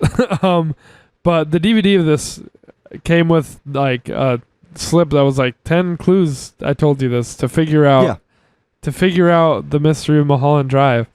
And I don't know if anyone's like really figured it out. There is a pretty new theory video essay on this movie that I'll definitely be showing you maybe tonight. Oh yeah, I don't know, soon. And we'll see what you think. But I think that's kind of interesting, especially for David Lynch, who hates people looking like to, or I don't know. I guess I don't know if he hates people trying to figure it out, but he wants people to like let it wash over them and this and that, and just he thinks people know more than they think they know, and they don't need all these things answered for them. So Right. I do think, like, given what he said on the subject so much, it's interesting that he gave 10 clues to figure out the movie. And I'm wondering if there was, like, studio pressure or anything for him to do that. I don't know. I don't know why they'd care, but I wanted to add that. Or maybe there's all red herrings. Yeah, who the fuck knows? That'd be funny. That'd be pretty based if you did that. Okay, I guess we're using that word a lot in this in this podcast. My new word. Deal with it.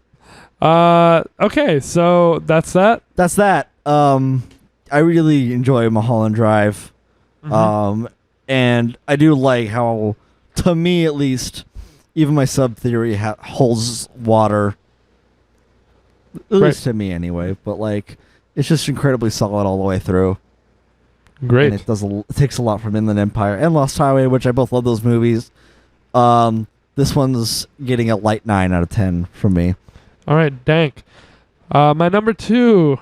We've talked about every movie now once, so cool. My number 2 is Eraserhead. So now you know what my number 1 is. Well, now you know what my number 1 is. I've known what your number 1 is, yeah, I guess. Well, I guess I haven't until you said Mulholland Drive was your number 2. But yeah, so Eraserhead, my number 2 pick. When I first rated this, I gave it a 6 out of 10. I think I told you that. And when you first saw it, you gave it a 6 also. So I guess it's kind of funny how opinions can grow and change on this movie.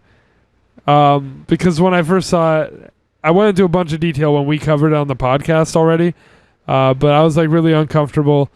And I never wanted to see it again. I was like, what the fuck?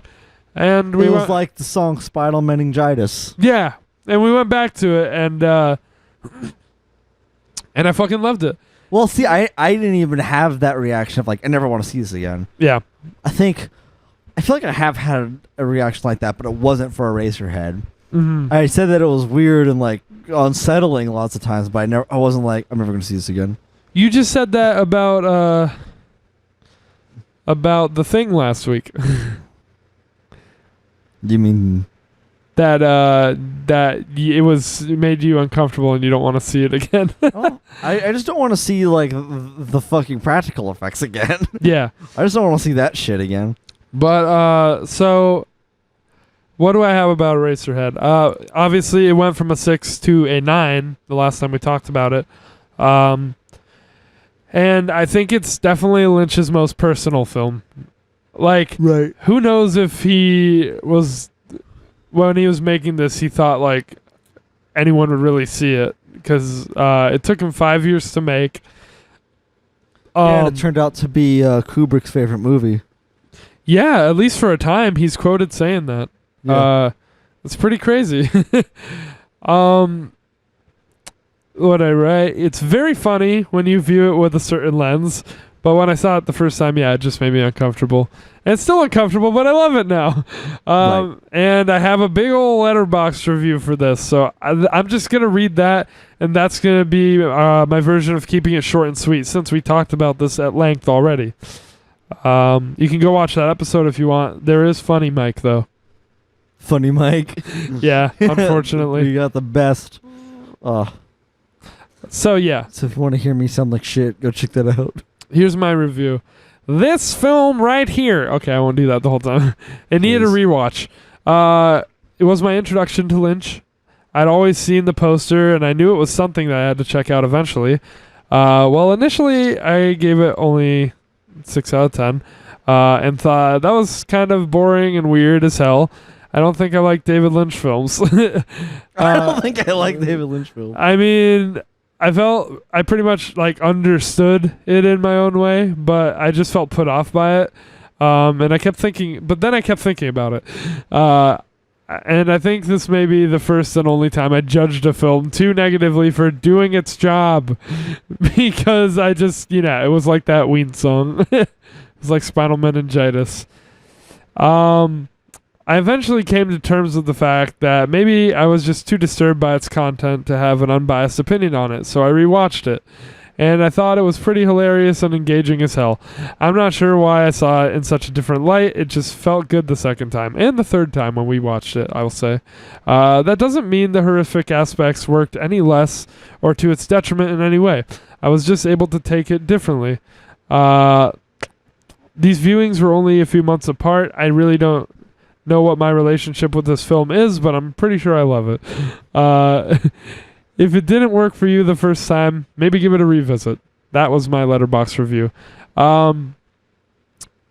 So yeah, I can't say I connect with like Pretty dank. Yeah, I can't say I connect with Henry that much again because I'm not a dad. If I was, hopefully I wouldn't want to kill my child. Or yourself. Yeah, or myself. Which he does probably both. But if It's open to interpretation. But if we were in that situation at our age now. Yeah, I get it like as a metaphor, yeah. Like I understand it. I feel like a lot of people say this too. Like I feel like I'm seeing into David Lynch's head, like the way another person thinks. Eraserhead. Yeah, but like I feel like you really like understand how a person thinks. Like this, I think this movie, when you compare it to all the other ones, it's an instant classic. Yeah, I have to say it's definitely a cult movie. And I guess like for me it is a classic now. I guess it wasn't instant, but like for me this is not instant, it's a classic, yeah. This is it's up there for me. I don't know, like I've never tried to make like a favorite movies list, but I'm sure it'd be in like my top 20 or so as of right now. So I guess that's all I have to say on it.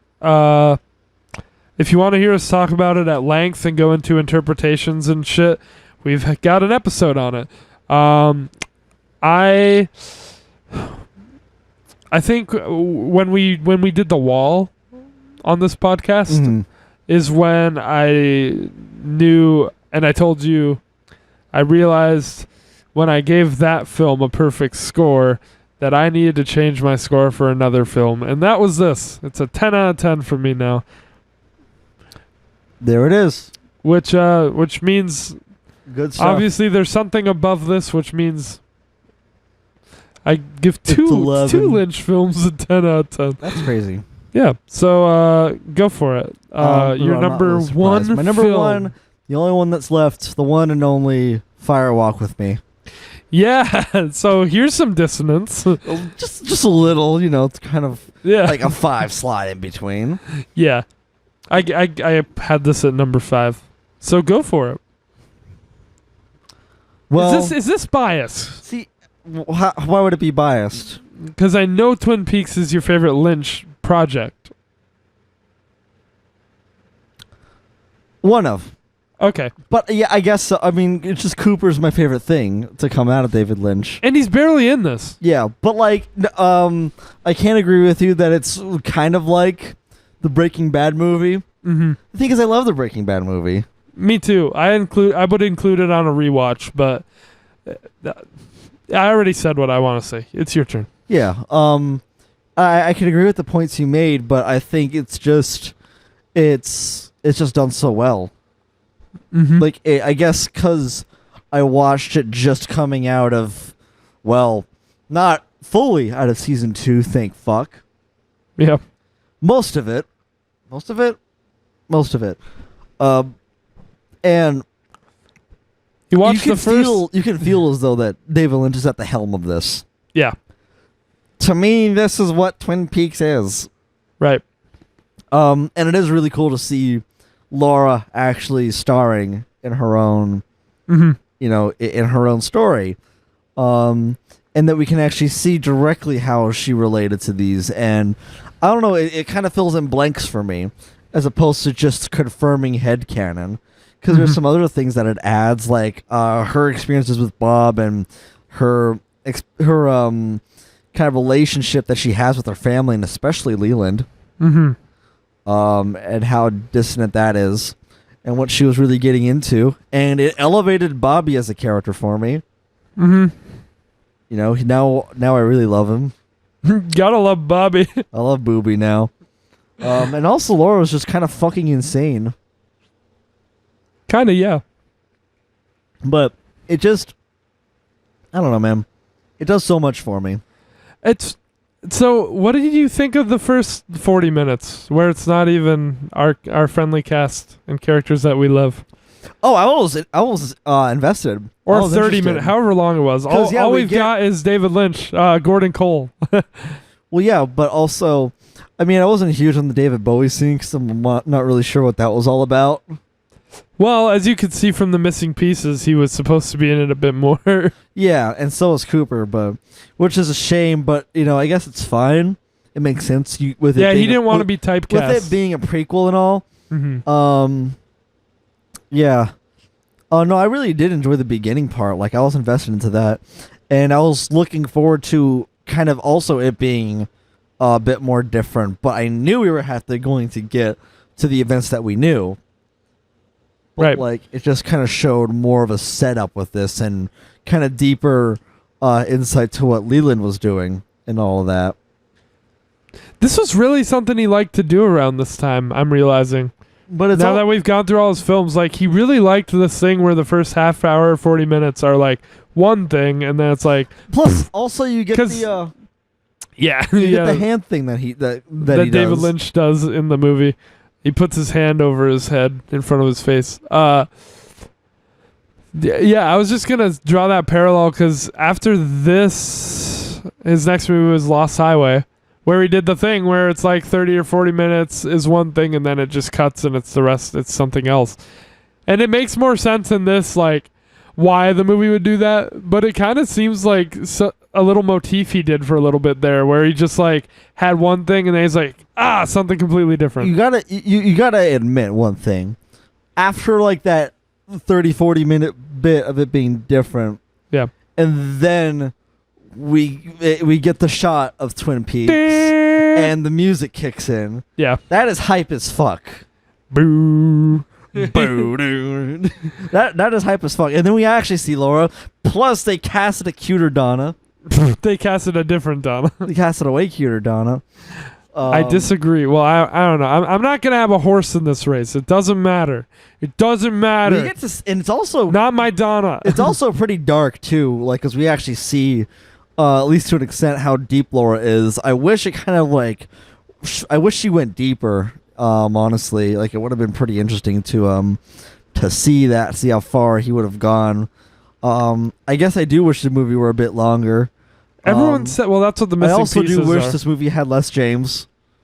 Really? I just You mean because it had any James? yeah. I mean, I just don't like him. Yeah. He's just a bitch. I don't know why, but that's not the point. We really get to see how badly like her relationship is with Bobby. I don't even really think it's like she treats him bad, like, because he's clearly overprotective. Going what? I said he's clearly overprotective. Bobby? Yeah. Yeah, I guess so. But like, Laura's also insane, and it's really, to me, it adds a lot to see Leland actually be violent. Yeah, and that's what I was saying. People think that makes it like retcon the first two seasons, but I'm like, well, clearly he was not like this nice guy all the time, but like it speaks to kind of what you don't see of an abuser. Honestly, to me, I think they overused flashing between Bob when he was actually murdering Laura, because Leland's face honestly is scarier to me. Like I thought it more scary. When you first see Bob in season 1, it's a fucking shock. Yeah. But like you see him so much, he's honestly looks kind of goofy. Okay. It's just, I don't know. I wish he was just done a little more subtly. But like the use of him in the movie, I think is fine. Like with the other world, the red curtains, quote unquote. Yeah. The weird painted mask is disturbing too, which isn't done in the show. Well, like the long nose. Oh yeah. And just overall, the scenes where it is, set in the red curtain otherworld type thing is more disturbing because it's more like kind of dirty and just kind of, it seems more like, almost like a layer of hell. It's called the Black Lodge, but I forgive you because we skipped most of the part of season 2 where they name it that. Oh, so yeah, but if it's the Black Lodge, then why is it red? I don't know. But I wanted to say that a lot of people think that this Firewalk with Me is like really dark. It's like everyone says like, oh, it's a lot darker than the TV show, and I guess that's true. But for me, it really does just feel like season 1 and 2, except now like they can show nudity and say fuck. Yeah. But generally, it does feel like the first 2 seasons to me. Oh, and also the implied intimate scene with Laura and Bob. Yeah. Pretty tough.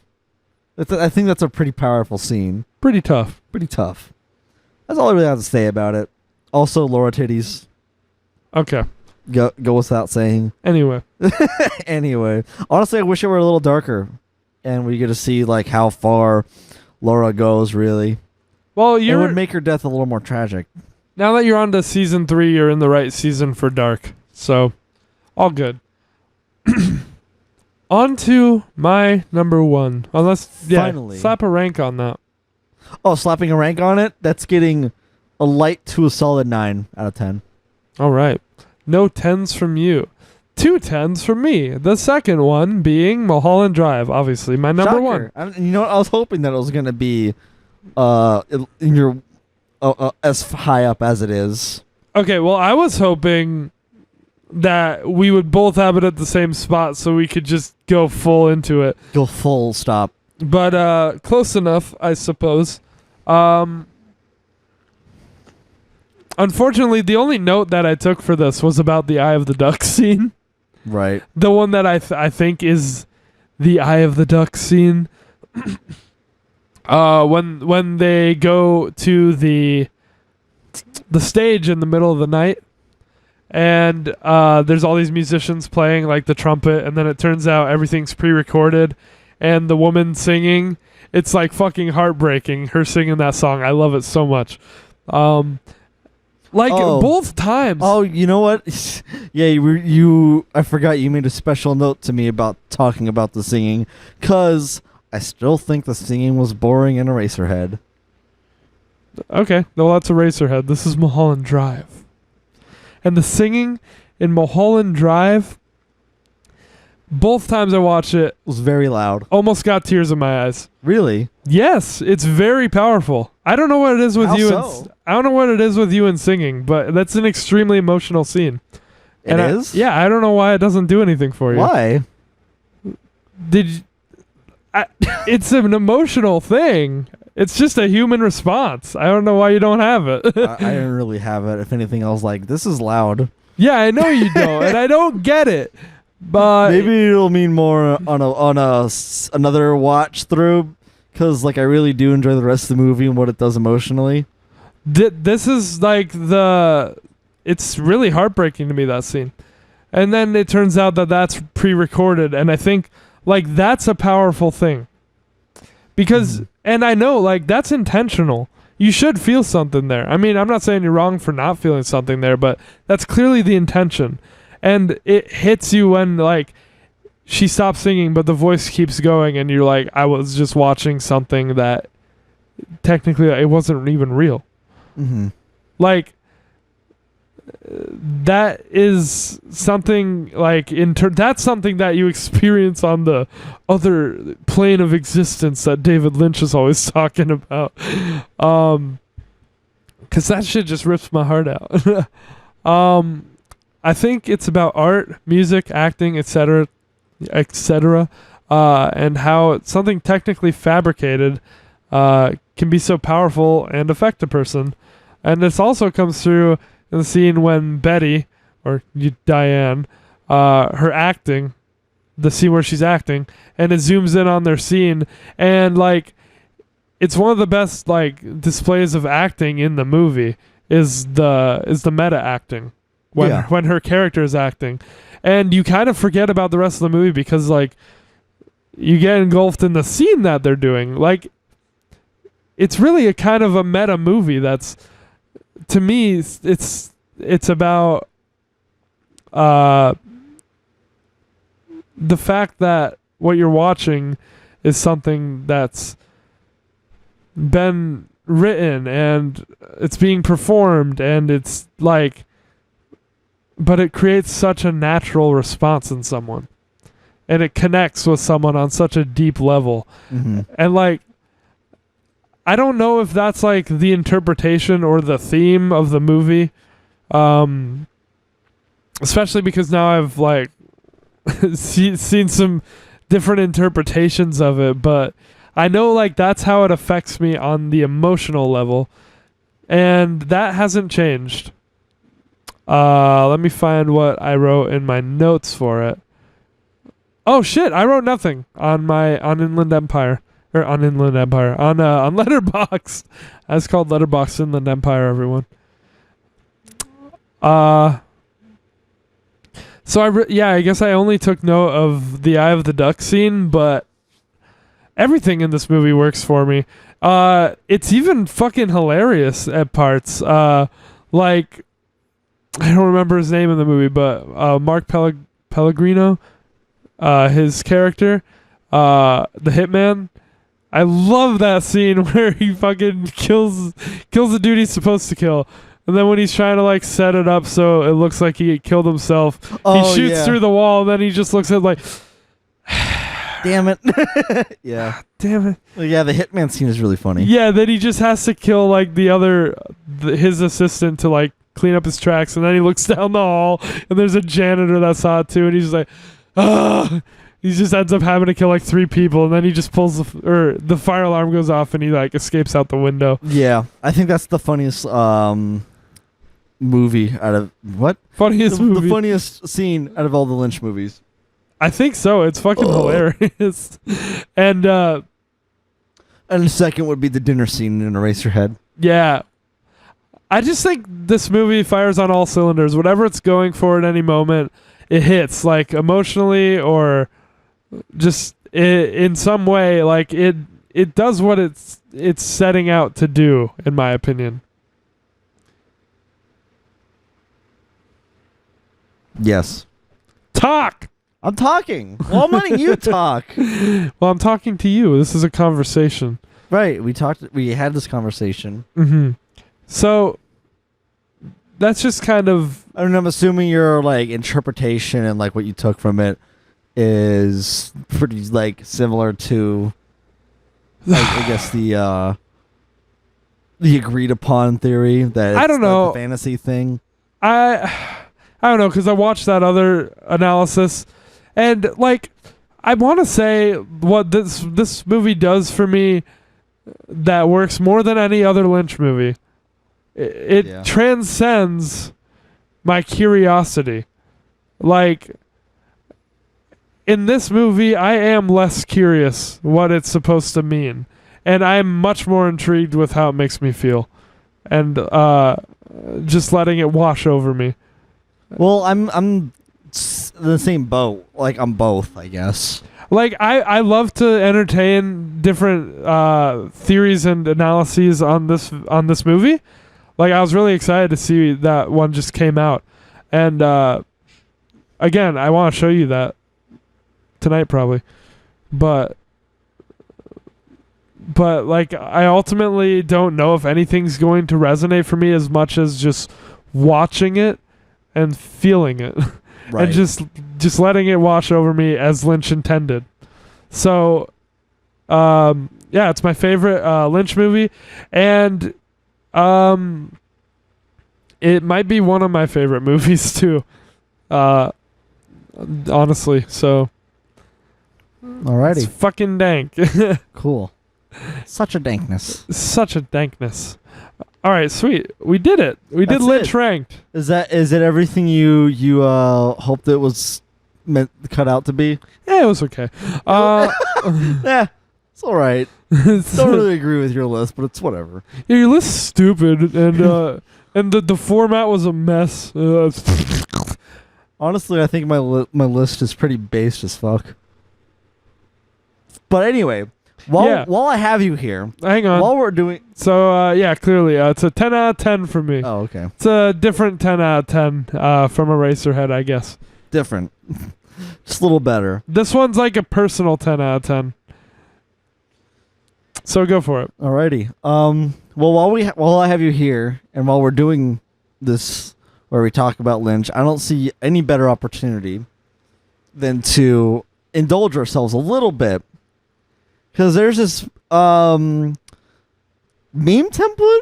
I don't know what to call it going around. Oh, okay. About bands and albums, and you said earlier that they should be doing it with movies. I could do this. Here we are. Yeah, I said I could. about movies. Yeah. And we have this relevant thing. If you pull up that template, I can do it for the Lynch movies. I did it. Yeah, that's what I was exactly going to do. Shit. Okay. I'm going to have to pull it up. Well, I know one of them. I'm just going to list it off and you name it to me. I guess the biggest one, best movie of all time. Oh, 1 second. For Lynch. So let me pull up my list here so I have access to all of them. The thing is, I need to see them all at once because otherwise I'll fuck it up. Yeah. Okay. We have. Because like I said, this template, four of them mean the same thing. How about let's start off with the one that got popular. I feel like that's the easiest to start off. It's got to be Eraserhead. Yeah, it's Eraserhead. Because that's literally the one that got popular. Yeah. It's the one that put him on the map. So yeah. Yeah, definitely. Fan favorite. That's got to be I feel like that's Blue Velvet. I feel like that's Blue Velvet. Yeah. It's Blue Velvet. Cool. Experimental. That's for David Lynch. Inland Empire. That's I guess so. I was just gonna say that's one of his more normal ones. Or Dune, I guess. I was gonna say. No. It's Inland Empire. Keep going. Yeah, because it goes nuts. That's why. Keep going. Cult classic. That's Dune, and I'm not joking because it has a cult following. I'm that one reaction pic of the dude with the fucking question marks. It has Dune? It has a cult following. Okay, I'm gonna reframe that to I don't know, Lost Highway or something. No, that's Wild at Heart. All right, fine. Dune, I'll accept that. Greatest movie of all time. Mulholland Drive. I thought you without hesitating you were gonna say Straight Story. Straight Story. No. I'm trying to. Straight Story fits for all of these, honestly. I'm trying to fill it out genuinely. Yeah, Mulholland Drive, greatest of all time. I agree. And then we have Meh. Also Dune. That's probably Straight Story. Yeah. Or I don't feel comfortable putting Elephant Man there. No. That's in my top 5. So. Or maybe Fire Walk with Me. But you love that. That's your number 1. Yeah, I love it. But what is the for Lynch fans maybe? What is the basic? Yeah.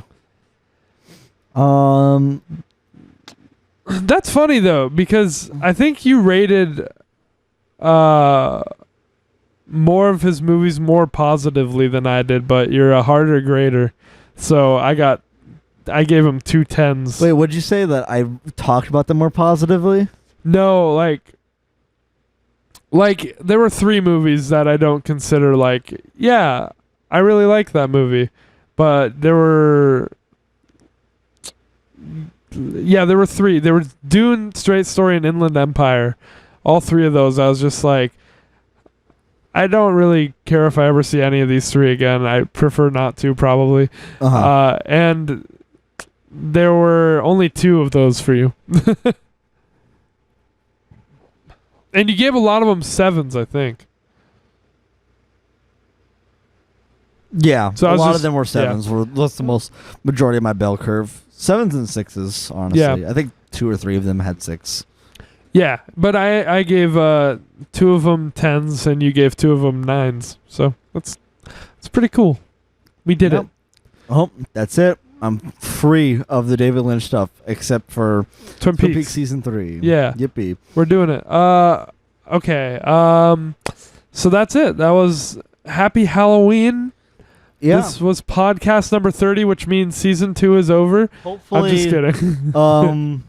y'all Lynchians enjoyed, and if not, then maybe be Put your ranking down below. Or willing to think or check out one of these movies that we talked about. That'd be another cool thing. Yeah, Maybe I guess people can just go jump to our number ones and be like, okay, that's what they recommend. Except I don't recommend fucking Firewalk with Me. It's just my favorite. Yeah, I'd recommend that in context of Twin Peaks. Definitely Mulholland Drive and Eraserhead, I guess, both get the Shedheads approval. Yeah, those are clearly the ones that we mostly recommend between us, and Dune and Straight Story are the two that we don't recommend. Yeah, skip that. And then if you really want a third one where it differs, James we're very different. is Blue Velvet, me is Lost Highway. Yeah. And then Elephant Man was like equal. But yeah, that's about it. Hell yeah. Awesome. I don't know what we're going to do next month, but I know next week you should tune in if you want to see us talk about the Lord of the Rings trilogy. And Hotline Miami. Yeah. What a weird matchup, but they're two big topics, I guess, for us. They are. So one is very, very normie, and just very well known. The other is Lord of the Rings. Yeah. Oh, so funny. God. No, Yeah, the other I knew it was one's coming. Hotline Miami, and it's based as fuck. Cool. All right. So that's it. All right, that's it. Well, let's blow out the candle, guys, and we'll see you next week. We'll blow out this candle. Have a safe Halloween. Ooh.